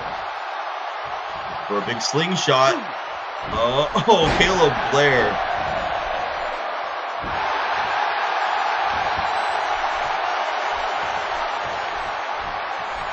Wait, McGlasson looking for another exploder. At this point, Cole, whoever wins that triple threat match tonight, they're going to have prime picking. I don't think 4 weeks is enough for these two to recover. I thought he was going to hit with a lariat there. Boy, here he goes. Big clothesline. Caleb Blair sitting really over the ropes. I don't know. 4 weeks, that's asking an awful lot here. Jeremy looking for the suicide dive, but Caleb Blair cuts him off.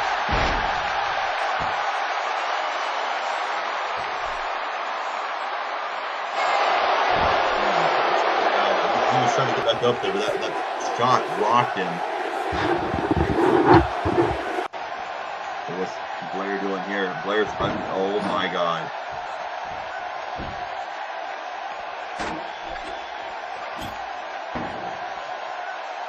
Today, this is going to a very extreme place very quickly. Well, we saw one table already be light on fire. Oh! Caleb Blair crashing into the table there. A reverse plancha by McGlasson. Cole, we must have reinforced these tables this time around. Like this. McGlasson has got plans for that table. And I think they involve Caleb Blair. Wait a second, McGlasson. Oh, put on the brakes.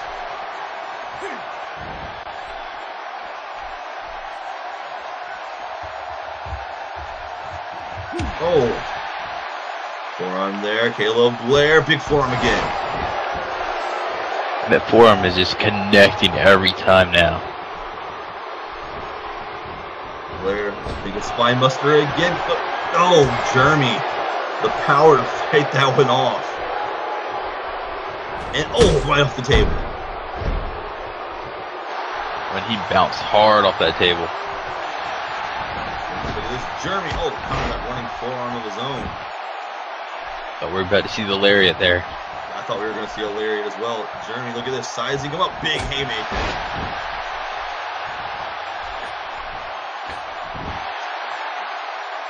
Discus haymaker to that. Getting a little bit extra oomph behind that. Look at this, Jeremy looking very comfortable here. Middle rope. Oh, his forearm there. Caleb Blair now is showing the crimson mask as well. Busted wide open. Oh, wait a second. Oh, here we go. He's got him up for the Kingslayer.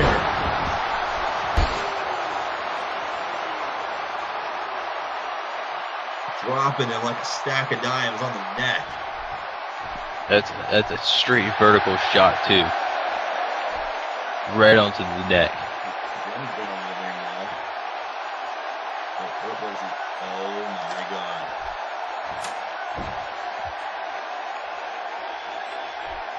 Let's bring it over to Jeremy, take that somewhere else. Cole, what is it with these last man standing matches and we have to have ladders? Oh my god. His neck and shoulder crashing into the corner of our announce table.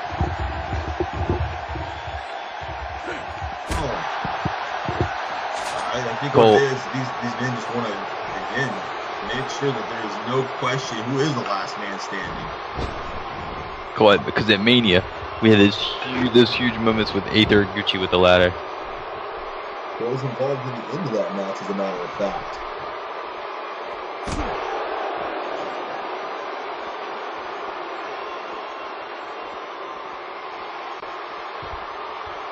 Going back in here. Oh, we're getting the ladder here. There's no telling what he's got in mind. He repositions it again. Oh, God, he's got it set right up here in front of us. Blair, oh. I think his intentions are very clear now at this point. Oh my! Oh, the PDT is taking him in the ring.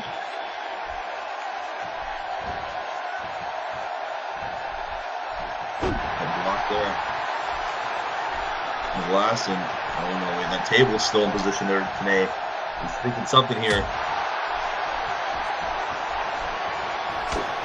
Wait, oh no, wait, oh my god. Caleb Blair's in trouble! Oh no! He just threw Blair right through the table. The inverted exploder. And oh, he's picking him up again. McGlasson is on a roll here. Taking advantage. Oh my god, he dropped him on that back. He dropped him after the exploder, head first, onto the baseball bat. Jeremy McGlasson running roughshod here. And he's still not through with him today. He's still not through with him. There's a diamond cutter on it again. Cool, I'm not sure if Blair's going to be able to get up. McGlasson's picking him up. This is absolute insanity here. Jeremy McGlasson feeling it pumping through his veins. He's got Caleb Blair right where he wants him. Caleb Blair, blood all over his face. Oh my god, both of these men are just a mess here. Caleb Blair going to take a dive. No! I think picking him up after that diamond cutter was a mistake. He may have had this one. Oh. He got all that double stomp, but he sure tried. It looked like Blair took. It looked like he did almost two knees to the back of McGlasson. Blair's shaking there with rage. What's Caleb Blair going to that ladder?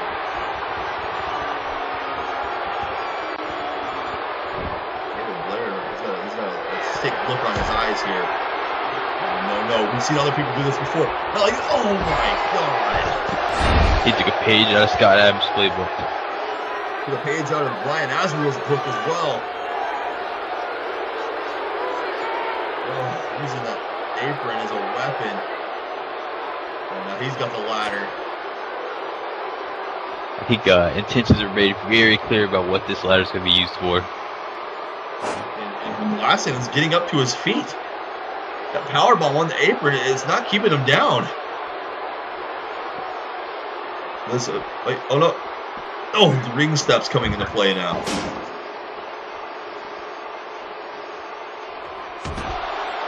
fight continuing here ringside again. They have fought in every nook, cranny, and crevice of this building.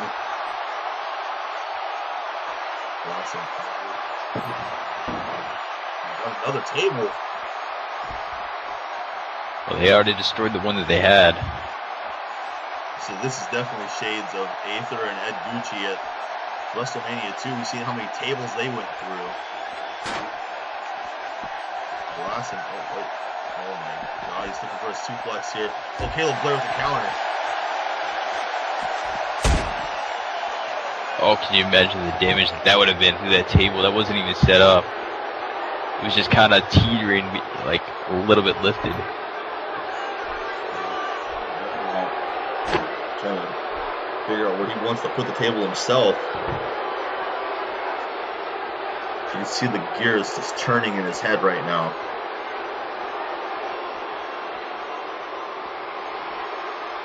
McGlasson taking a moment to catch his breath here.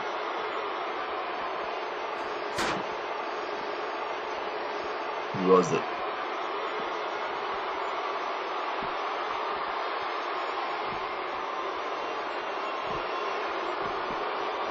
Jeremy going for the ring steps now. Wait, what's he doing? His ladder seems to be sort of causing them a little bit of problem trying to get to each other. Oh wait, hold on, oh my God, no, not like this, guys. Oh, Blair. Oh my God! Blair just went right through our table, just fell off the ladder. And the angle, the way he rotated. Oh my, he's getting back. Oh, Jeremy, no, Jeremy, this is not worth it. That's too high of a drop from up there on top of the ladder like that. Caleb brings up to one knee here. Jeremy McGlasson contemplating this. Oh no, don't do this, Caleb. No, my, oh. McGlasson, he just like crucifixed himself on the stairs. He's back up on the ladder right into his front. This is a bloody mess. You have to believe at this point, this is just sheer adrenaline. It's the only way these two are standing back up. Yeah, these guys look like the Walking Dead out here. Much they've done to each other, as much blood as they're losing right now. Is this really it? Is this how much this World Championship means to both of these men? Is it really worth Jeremy McGlasson taking a DDT like this for a third World Championship? You have to, Cole, this is the biggest prize in our business, is that World Championship.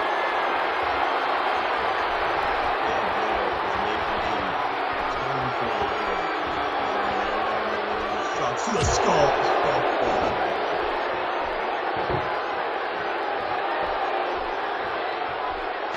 And those are stiff, Cole.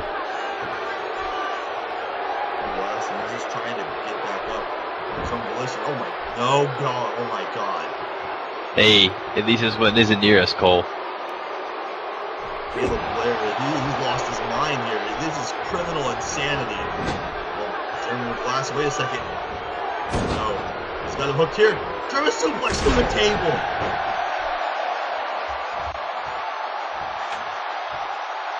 He caught it. There's no way.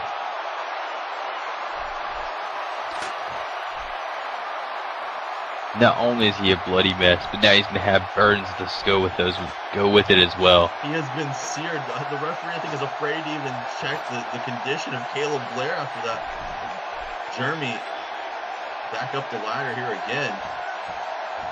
And Blair's going to get him. No, are you serious? You feel like playing chicken up here. Oh, Caleb Blair. Oh my, he slammed his face into that ladder. He's holding on one hand. Oh no. Oh my God. Oh my. Oh no. A superplex. Look at the height on that angle. Caleb Blair free falling with Jeremy McGlasson in tow. Referee clearing debris out of the ring here.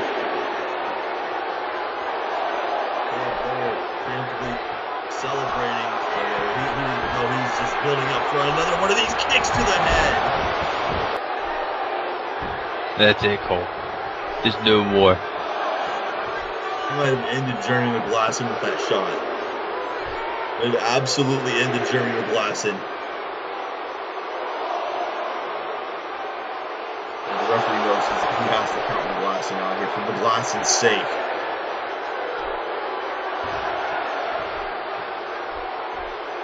He's at 8 now. I'm not seeing this. Cole, your eyes do not deceive you. Oh, he is back up. Jeremy with that lariat there from behind. I cannot believe this. Jeremy McGlasson somehow, after everything he just went through, back up here. Looking for something big here. He's got Blair on at the top. It didn't work before, but he's going to try it again here.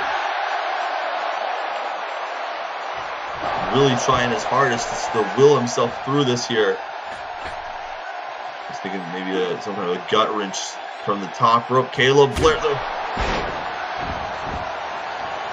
He shifted his body weight.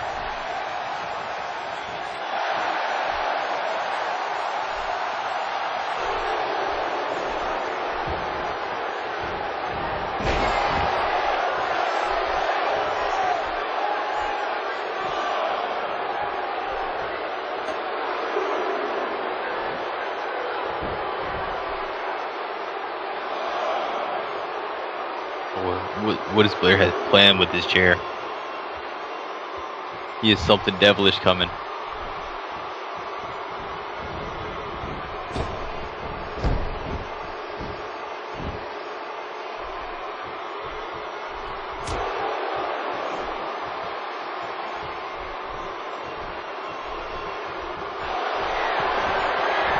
There is a spine buster right on the chair. And it wasn't the back, Cole. It wasn't the back. It was the back of the head that landed on that chair.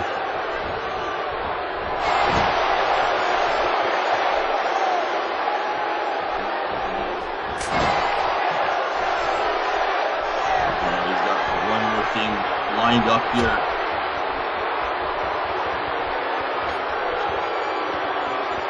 We're thinking another superplex, but where's he thinking? Where's he going with this? Oh! If the ladder wasn't enough. Nothing to break the fall from that one here. Jeremy looks like he's out. Caleb Blair is back up to his feet somehow. 2 count here. Caleb Blair back up to the apron, standing over a down Jeremy McGlasson.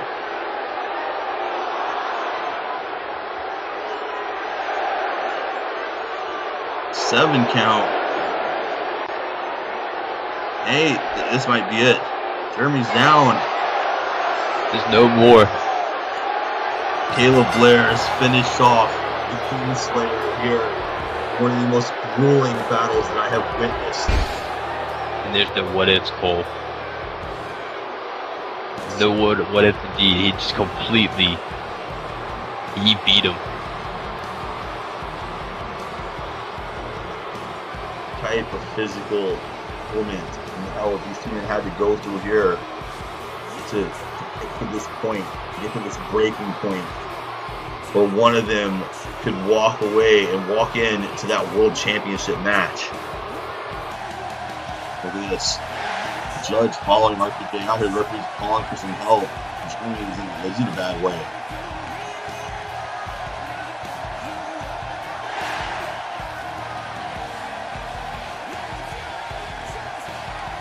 Look at it. He can barely even hold himself up on his 2 feet. They're definitely carrying him out here.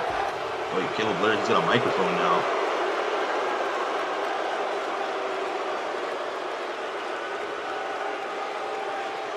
Of your surroundings. Take a good look of everything around you. Take a good breath. Let this all sink in. Let this all burn into your skulls. Because this is the reality that you live in. It has been hiding in plain sight in front of all of you for all this time, and you chose to ignore it. It didn't fool you, it didn't surprise you.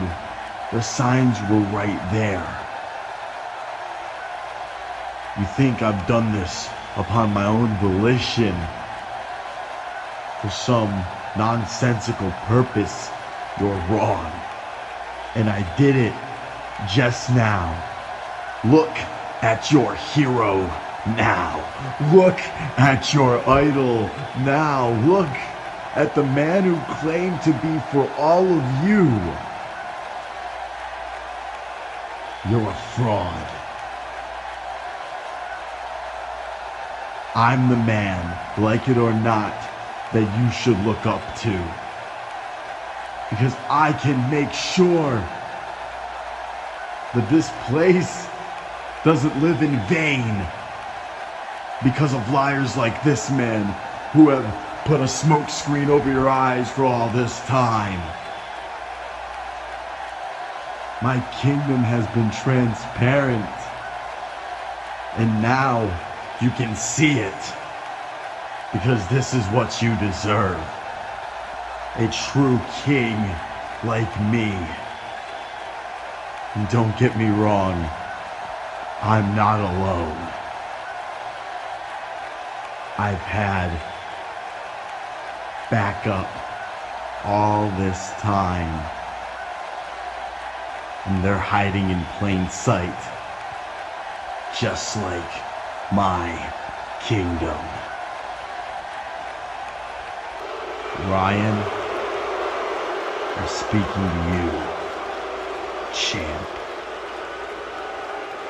I want you to take a good look of what I just did to Mr. McGlasson here, and I want you to understand one thing and one thing only. There is no difference between the two of you, because at the end of the night, when it's all said and done, your head will be placed underneath my boot, just like his.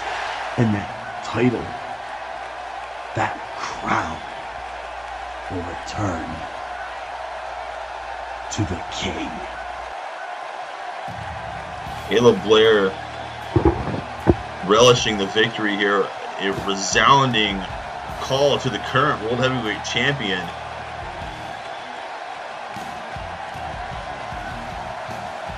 Oh, absolutely. He definitely wants that title.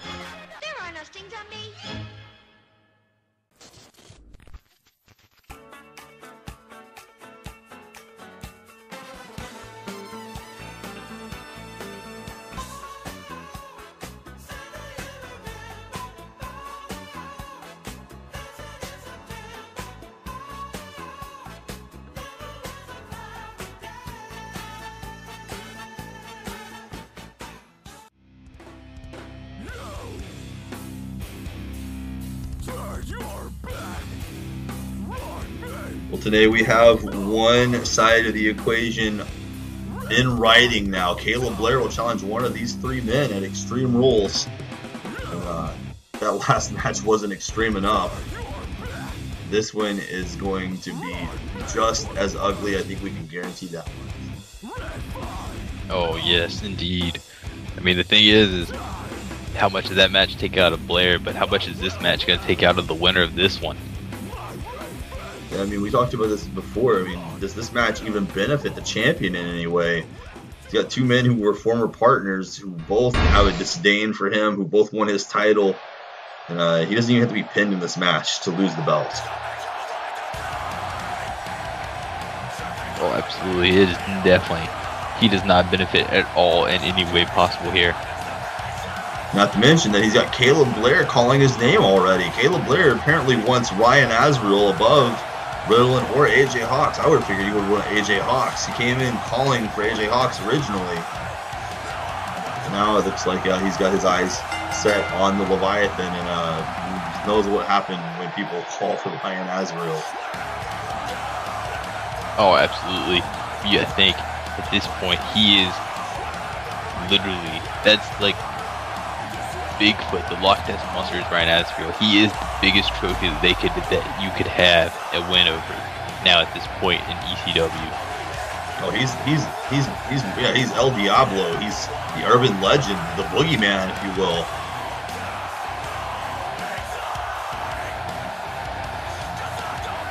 And since the transformation into the Leviathan happened, his rise throughout last year, culminating with the Royal Rumble, culminating with WrestleMania, he has been on another level. Well, there's no way that's been more dominant, I don't think, than ECW than Azrael has been since that Royal Rumble. Almost since the beginning of January.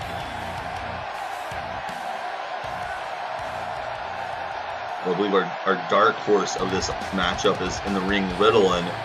Here comes the other side of the coin for him.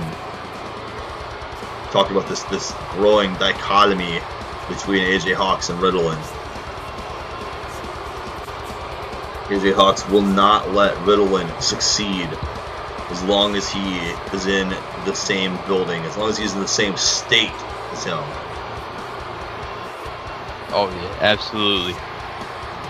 Basically, it's either no success or basically bust is pretty much how AJ looks at Riddilyn. You know, and I meant to bring this up earlier, but we've just been enveloped with so much action. For anybody wondering, yes, Detroit is not here tonight. Following recent events between he and AJ Hawkx, Ryan Paul Jones has given Detroit, Michigan the night off tonight to prevent further staff on roster violence or vice versa.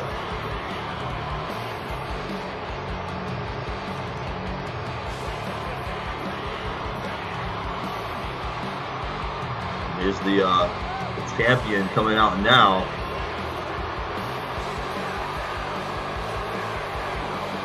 All right, let's try this again today. How about that new Ryan Azrael shirt for a stop?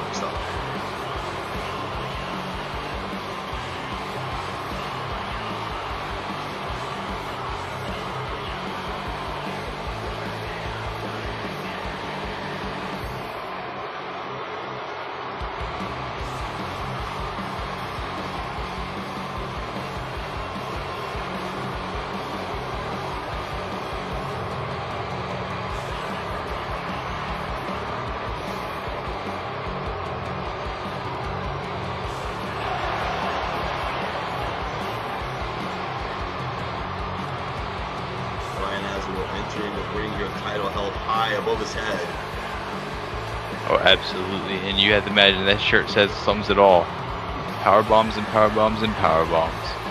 We're going to see plenty of that here tonight, without a doubt. He's got 2 targets across the ring from him. His title is on the line here. He's got one agenda in mind, and that is, as his theme song implies, destroying all opposition.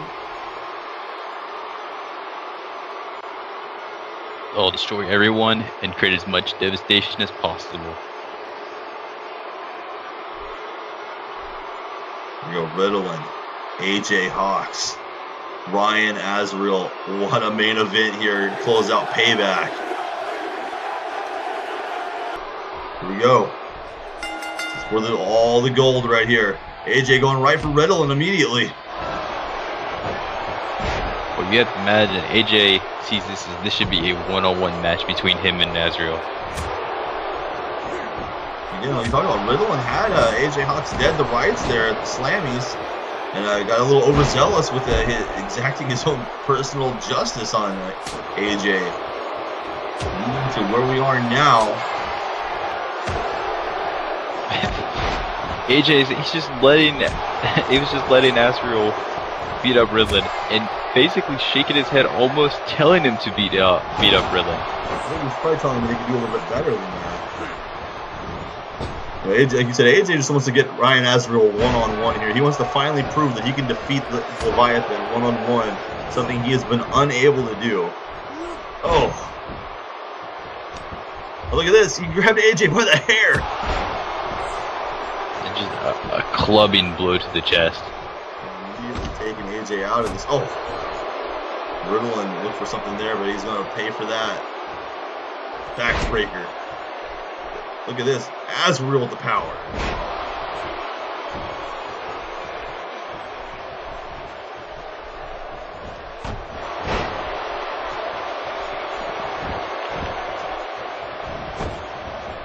AJ getting right back in the middle of this here, and there's a big suplex throw to the champ. Oh, big clothesline. There's Riddilyn getting out of the ring now. Over right in front of us. AJ and Ryan Azrael going at it, and AJ paying the price. Riddle, oh my God, already? These ladders. AJ here. Oh no! Oh, using his own body there. That is truly insane. He has no regard for his own well-being here.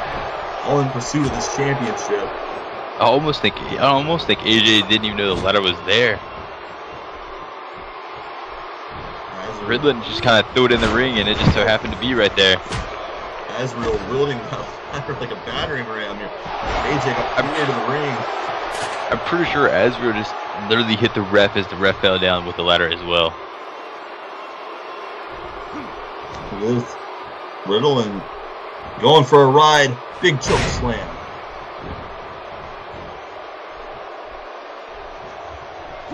Oh my goodness. AJ in the middle of this again and going for the champion now. I'll say at that point, interrupting Azrael, holding Riddilyn up doesn't even matter because Riddilyn was going to take that fall either way. AJ Hawkx, again, he might be the most unpredictable individual on this entire roster. Oh! Riddilyn trying to decapitate the champion. They're throwing that ladder out at him. I think he overshot it. AJ with a senton there on Ryan Azrael. Off on Riddilyn. He's just literally lost it. And he went from like 0 to 120 here in just a matter of seconds. And oh my God, a big suplex there for the champ. Riddilyn. Oh my, look at this. Oh my God, again. Cover here. Cover. 2 and AJ kicks out.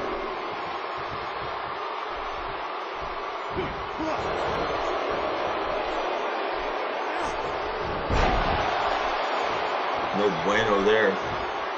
Azrael. Oh my God. Alright. This is getting a little ridiculous. We just set this up for the second time now.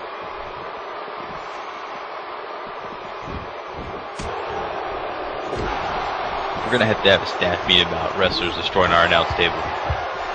Azrael grabbed a ball bat from another ring. We've seen that almost used our last match here.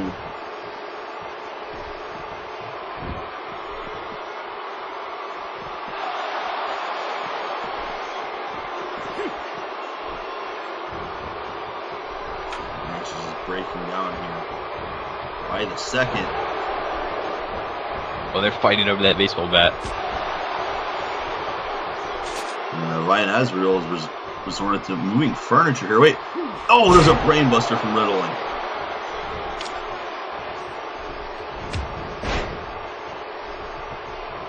He just punted AJ Hawkx head first into the ladder that time.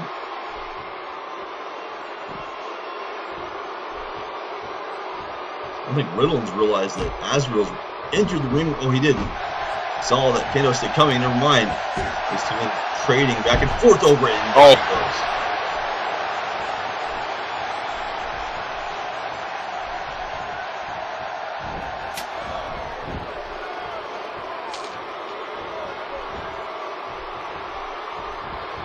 So, oh, good clothesline there. There's a cover. I'll say if you think AJ is gonna let that fly. Azrael immediately powering out of it.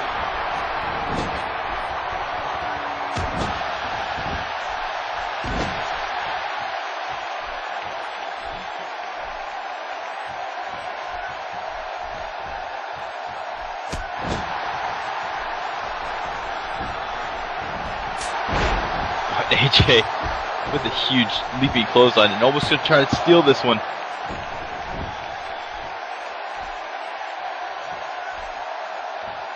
Azrael, he took a little bit of a rough shot there. He rolled out, recovering, and look at AJ going to work here on Riddilyn.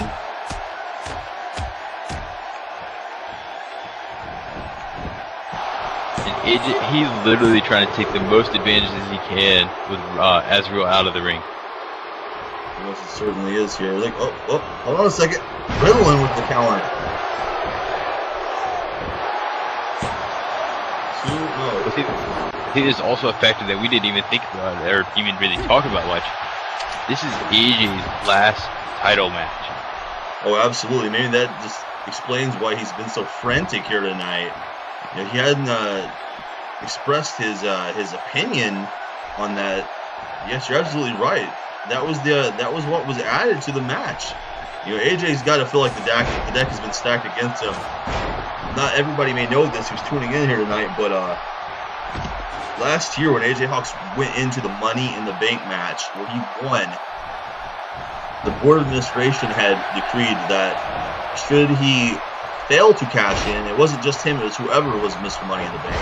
If they fail to cash in, they would be fired from the company. AJ Hawkx, of course, succeeded, became a very successful world champion. But now, as a result of his recent acts of violence towards a referee of recent and Detroit, Michigan, yes, this is his last opportunity here tonight. Until, according to Ryan Paul Jones, still further notice. But look at this. Riddle trying to steal some from him here.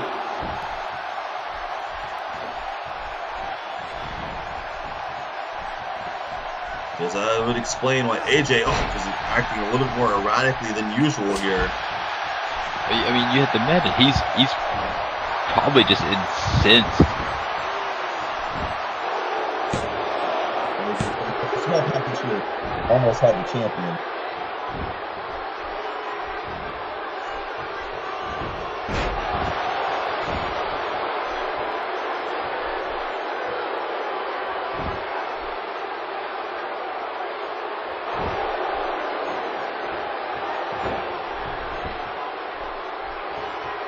Riddilyn slowly recovering here outside of the ring from that face first slam. And Azrael's going out. It's almost like he's chasing Riddilyn, stalking him. And look at Riddilyn.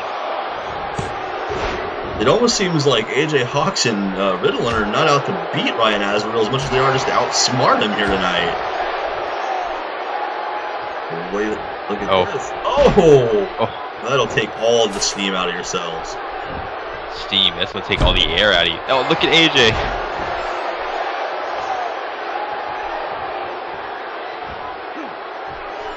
And you, like you said, you had to believe that at any moment, any time, they're, like you said, either trying to outsmart Azrael, let him do the damage, and they capitalize on it. I mean, in AJ, like you said, like he's just gonna try to find any pinfall anywhere he can. Wait a second here. Here we go. He's got him up. Looking to put away Riddilyn early here. Big powerbomb pulling the Leviathan onto that steel chair. Just the back of his head just bounced off that chair. Good. Oh, Riddilyn.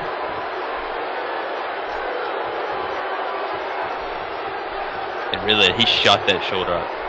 I don't think that was all the effort he had in that.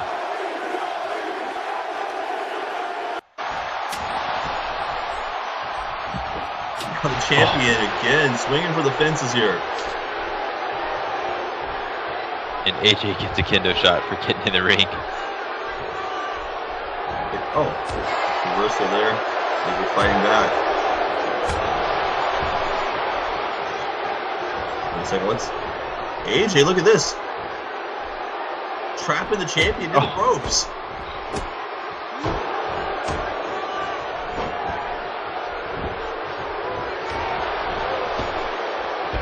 Footwork here. And, oh, he almost landed on the ladder. Oh, definitely. That would have been good. Azrael's recovering on the other side of the ring. Wait, what's Riddilyn? Wait a second. Riddilyn, no. Oh! But we talked about getting more gratuitous violence, and we just got some more. AJ may be out of this match. Azrael's still recovering, but the kicker is here that Riddilyn has to pin somebody in the ring. This is not a false count anywhere match. You have to wonder, is Riddilyn's anger, is his quest for revenge gonna blindside him enough that where he costs himself another opportunity? He's got the champion right there. He's got AJ reeling here on the outside. He needs to focus on one or the other. Well, he's going for the steel chair. No, wait a second. Here. Trying to make up his mind. He's going under the ring. Oh, the guy's grabbed a sledgehammer. That might be the only thing we haven't seen tonight. Wait. AJ's trying to steal this thing again. Like I said, this man's going to literally go for any pinfall he can, knowing that this is his last opportunity, maybe for his entire rest of his career. With a counter here. Oh, he landed on the steel chair. And a big boot to Riddilyn as well. Counter here from Riddilyn.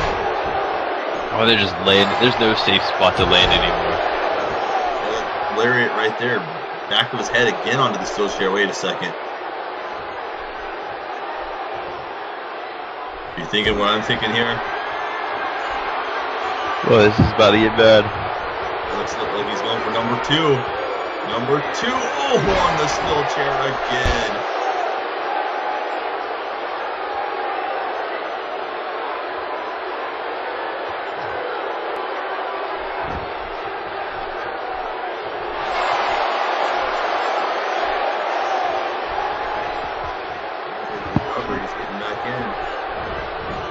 Champion goes down. AJ goes right to the cover.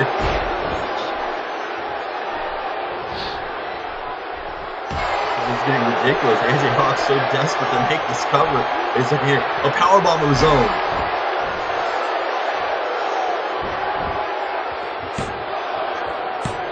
Oh, he goes into the cover. Boston Crab here. There's Azrael to break up the submission. At this point, he's just going to take any pinfall he can. And if anybody has their shoulders on the mat, he's going to go for the pin. Azrael here. Oh, cleaves him with that shoulder block.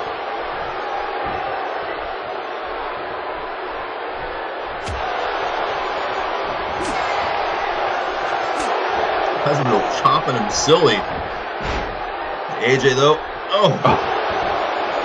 And into the cover again.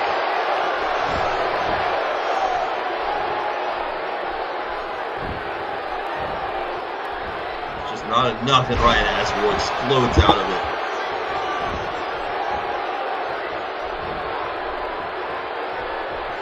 There's Riddilyn here. He gets countered. Oh, big DDT.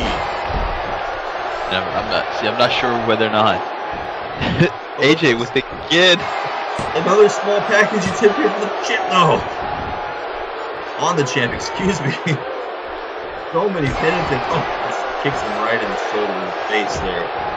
And I'm not sure if this makes AJ a more dangerous competitor or a more distracted competitor. Oh, look, he's got Azrael's arm trapped on that steel chair. He's just stomping away.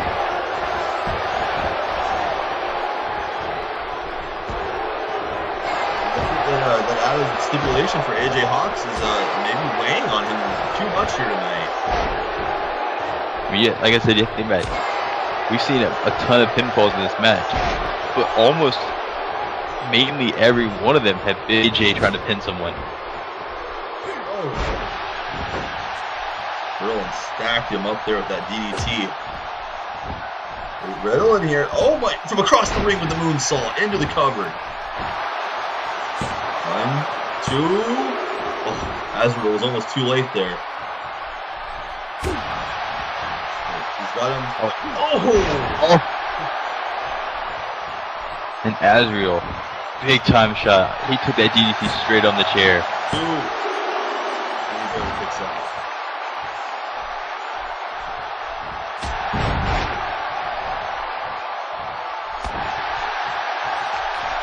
It looks like AJ and Azrael both bloody messes. Yeah, that DDT to that side of the steel chair that really did a number on Ryan Azrael.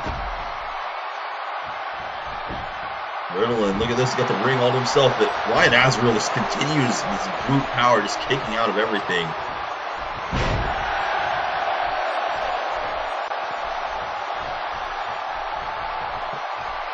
World champ's thinking something here. Trying to finish off Riddilyn. Oh! Ooh, landed on top of AJ there. Oh. Riddilyn may be the one. Riddilyn. Oh my. Well, that definitely looks like it opened him up worse. Spike DDT on the ring apron.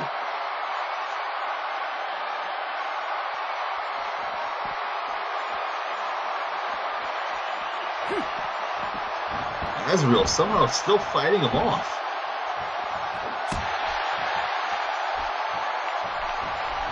AJ here capitalizing on a fight for Riddilyn.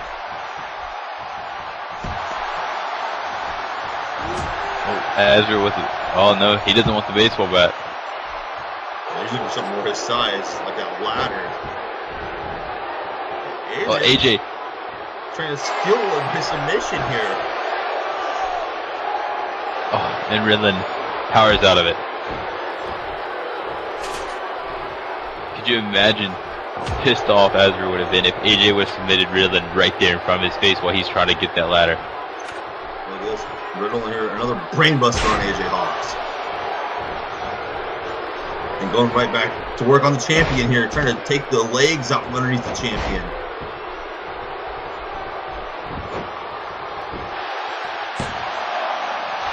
There's a kick out there.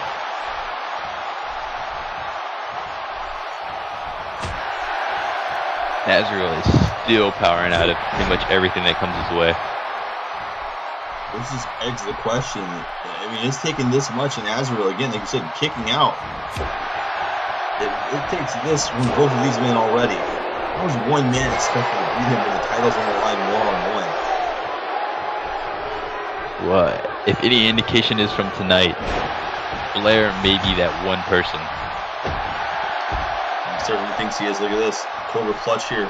Riddilyn taking AJ for a ride. He just ragdolled AJ. Covering here and all this debris in the ring in a 2 count. That's what I was saying, Cole. There's no safe place to land in this ring with all the debris and random weapons in here.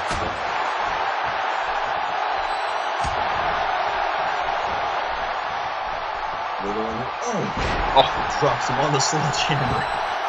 It's not on the wood. He dropped him on the sledge part. And AJ's still kicking out.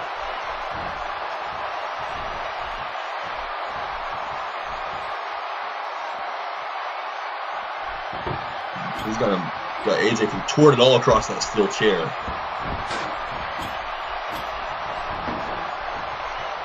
Oh, AJ! Oh! Turnabout's a little display. There's one way to stop a count. The most unconventional way to break up a pinfall. The referee has no idea what hit him. The funniest part is he can't even be disqualified for it.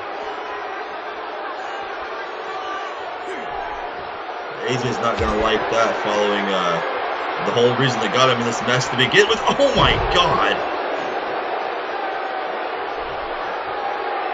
Package power driver on the outside. Riddilyn here. Oh no. No thank you.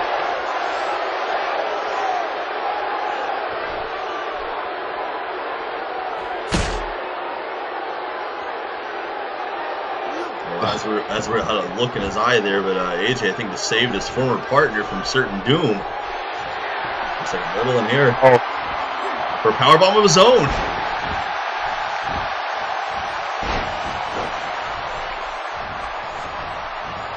Oh, and almost Riddilyn is just mad that AJ broke that up. Most certainly. Look at this. Trying to take advantage of having AJ all to himself. Top rope here. Very, very bad place here for AJ. Hawkx Oh, the roll through. And there's a... Oh my god, into the ladder. Wait a second. Oh. Oh, he counters it.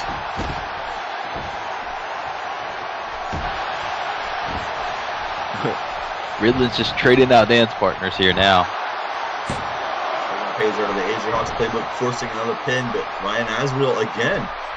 Still only a 1 count there.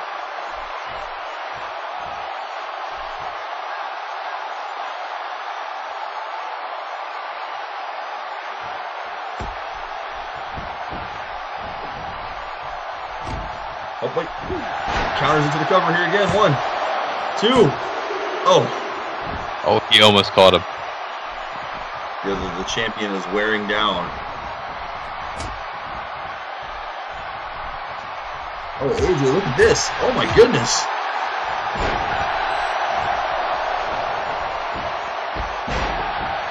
This has been back and forth here. Hawkx looking for something to equalize him with here. He's going to slingshot him into the ropes.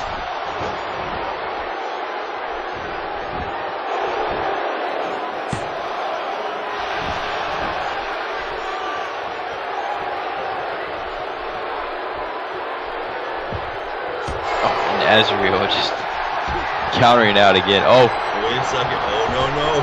Looking for a powerbomb on AJ.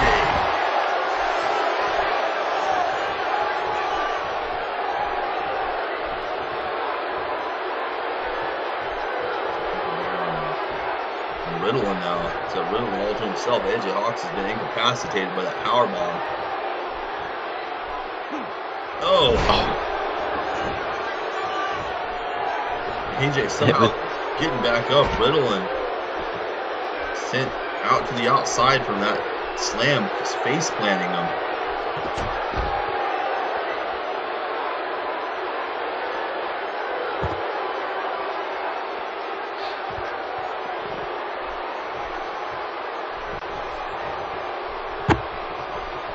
AJ's got the arm wrenched here. Oh, his arm kicks him right in the shoulder. And we're right back to where it all started. Yeah, right here again. Oh, look at this. Another kick out.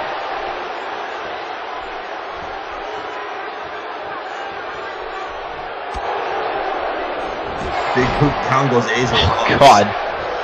Kicked him straight out of the ring. Oh my God. That was a short roadblock Riddilyn just ran into. Riddilyn here, wait.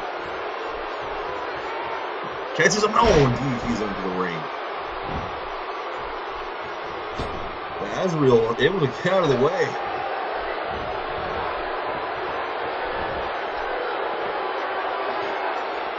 Oh God, this is not bode well for AJ. Oh, and they just bypass him. If Riddilyn eats a chair shot in that stomach. Yeah, it looked like AJ Hawkx might have had a concerto coming up, but Azrael, as usual for Azrael's business, goes into business for himself there. And AJ.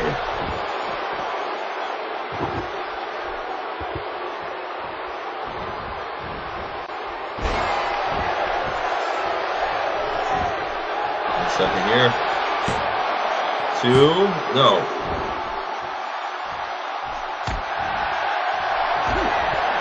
Uh-oh. Riddilyn in the danger zone. Oh.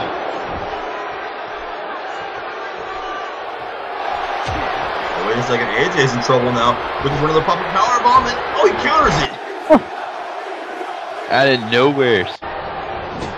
AJ with the counter. Riddilyn back to his feet here, taking advantage.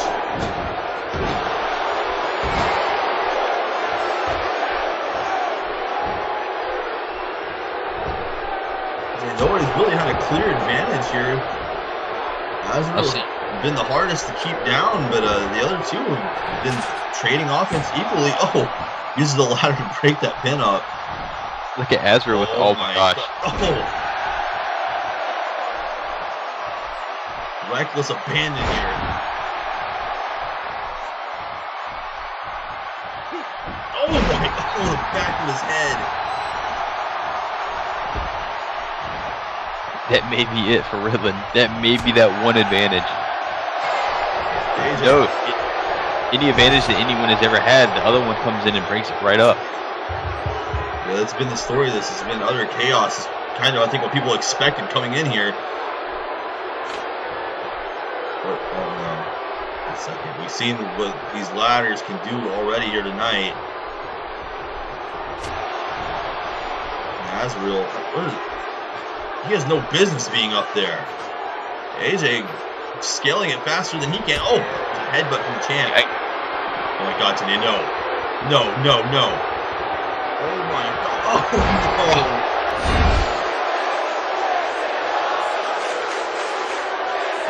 Sayonara, AJ Hawkx.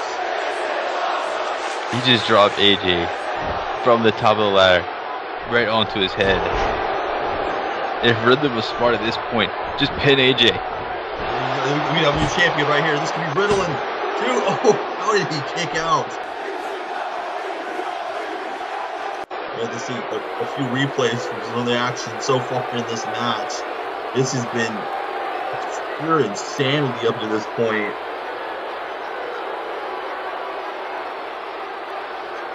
AJ Hawkx was just dropped from at least 12 feet, not including Ryan Azrael's height, vertically under his head.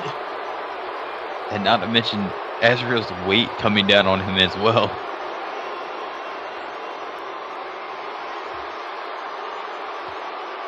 This has been, these replays showing just how close this has been back and forth. Split 3 ways. Wait, we got a ladder outside of the ring here. So we're continuing right out here. Ryan Azrael still recovering from taking that spot through the ladder himself. Oh, he was going for the pop-up drifter clash there. AJ countered it. AJ Hawkx. Oh my God, he's seeing a Death Valley driver here. Oh, sit-out driver.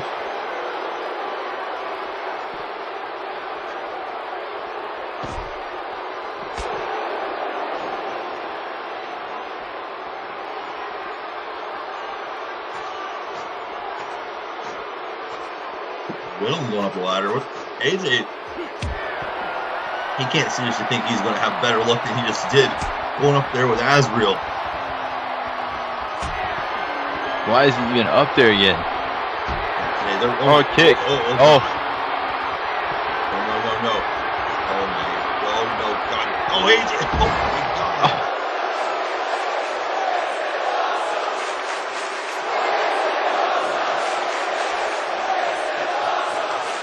He's not done. Oh, thought he was about to go madman on us. I have no idea what he's thinking at this point.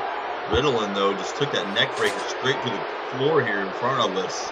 And he hasn't moved. And AJ, oh no. Oh, this has been AJ's MO of late.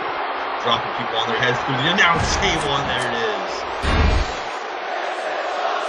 That might be the end for Riddilyn. Look how he just snaps him with this pile driver. Gives him no chance.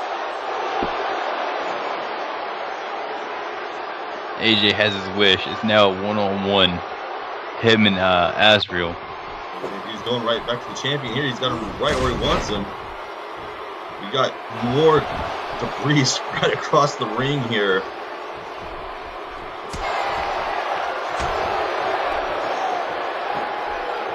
Azrael still blood streaming down his face here. Oh boy. Oh no. AJ. Oh, choke slam. He found another table ringside. Well, it's probably from a table. One of them probably picked that out.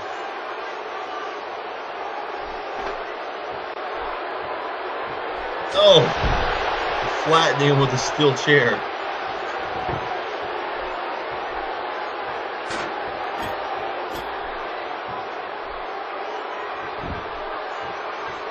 Azrael's thinking constructively here. But, oh my. Apparently, I guess you have to have a constructive mind when you're the demolition one. Setting up something here. AJ's still struggling to get back to his feet. These tables, I'm not sure how they're balancing here between the ropes. They're still. You've got to be kidding me. He's going back up again. And AJ's following him. There's two tables over there.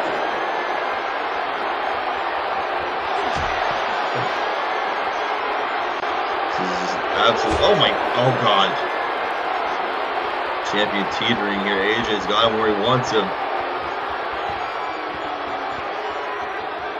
Could you imagine that neck breaker through them tables? I think that's why AJ's got to be thinking here. That forearm there, rocking it. Azrael again. Oh.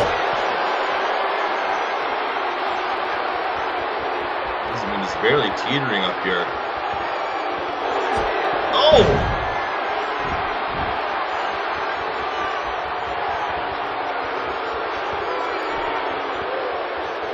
Azrael yelling at him.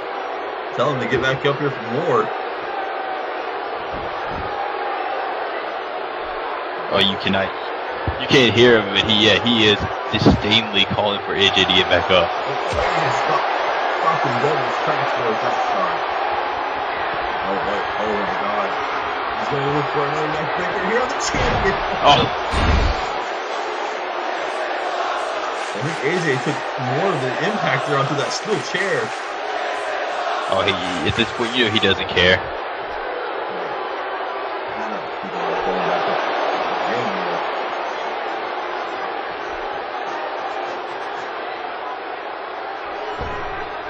I think AJ was making maybe a hard stomp or a frog splash even. Riddilyn, or it's just right Azrael. Oh my god. I think of Riddilyn laying out here by our feet, but AJ Hawkx just crashed from both of those tables, and I think only one of them broke under his fall. And he's somehow back out to his feet here. Azrael not letting him off that easy though. We're getting more hardware. And this is just the cool, collected demeanor here of the champion. I think he knows that he can't win this match on the outside of the ring, but he doesn't even care. Oh, he can be doing hard, like, he takes the hard stuff here. Taking his time here. Yeah, I was thinking maybe he was going to try to stomp and face first into the ladder. Oh my god. Oh. AJ just barely missed a bullet there. Both the ladders out of position for that.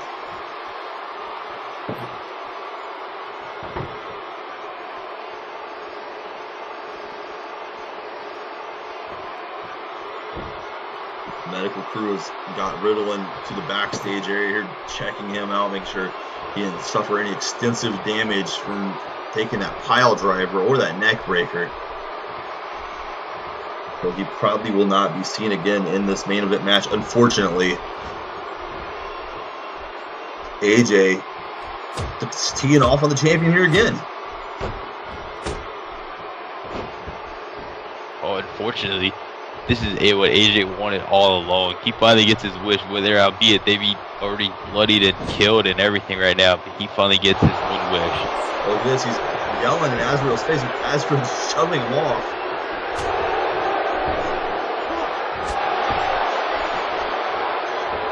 Two tables set up. There's a ladder in the way. AJ Hawkx is thinking something here.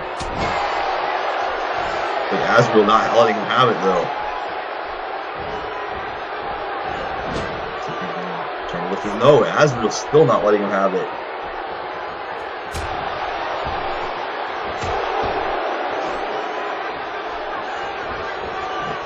Oh, big head.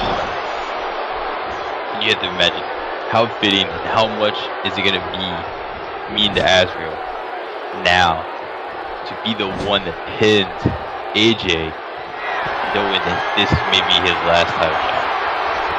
Very much so. Oh no. Look at those tables are positioned out here. Oh.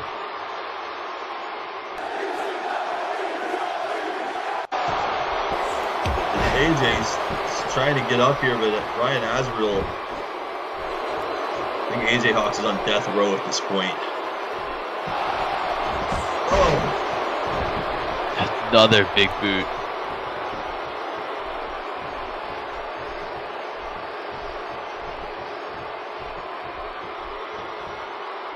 Oh, just tying him in the ropes. Well, turnabout's fair play. This is what AJ Hawkx has been trying to use to wear him down, just trapping him in the ropes.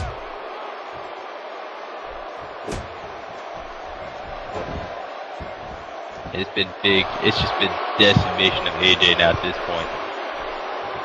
How many tables has AJ Hawkx been through? He's got pushed off one ladder through 2 tables. That choke slam through another 2 tables. Oh my goodness, here, Ryan Azrael power again. Oh, so there's a table lined up on this one. Oh.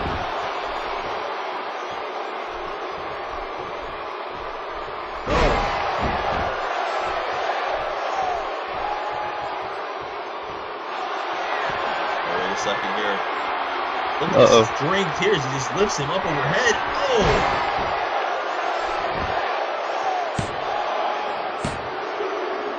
Oh, and AJ somehow kicking out.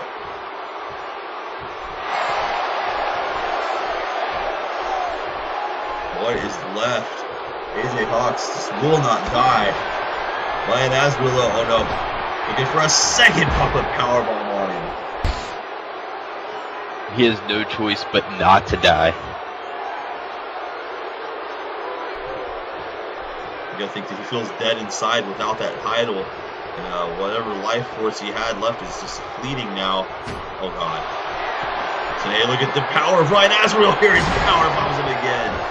Oh, that's it. There's no more. Consecutive pop-up power bombs, and that one through the table. He lifted him under the arms and just threw him down. That's it. Ryan Azrael crushes all opposition here tonight at Payback.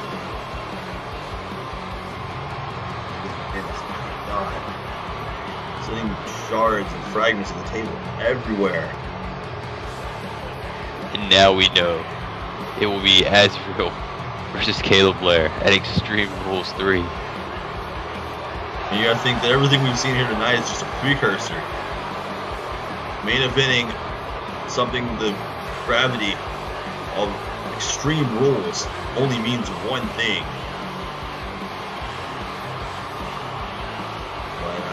Celebrating victory here. AJ Hawkx somehow rolling out of the ring, trying to roll out of the ring here of his own volition.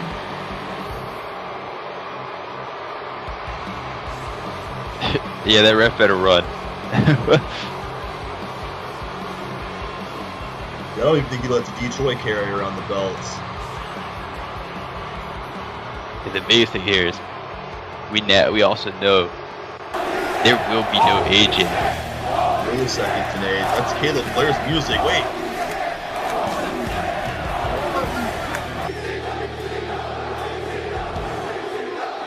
Caleb Blair eyeing him from the entryway here. Look at this. All that Azrael wants to start the match now. We don't have time for this, though. We've got to sign off the air here. Folks, thank you for joining us for Payback Over the Edge. This is going to be interesting how this turns out in Extreme Rules 3, but we'll have to talk about it more on Monday Night Raw. Thank you for tonight, for tuning in. We'll see you then.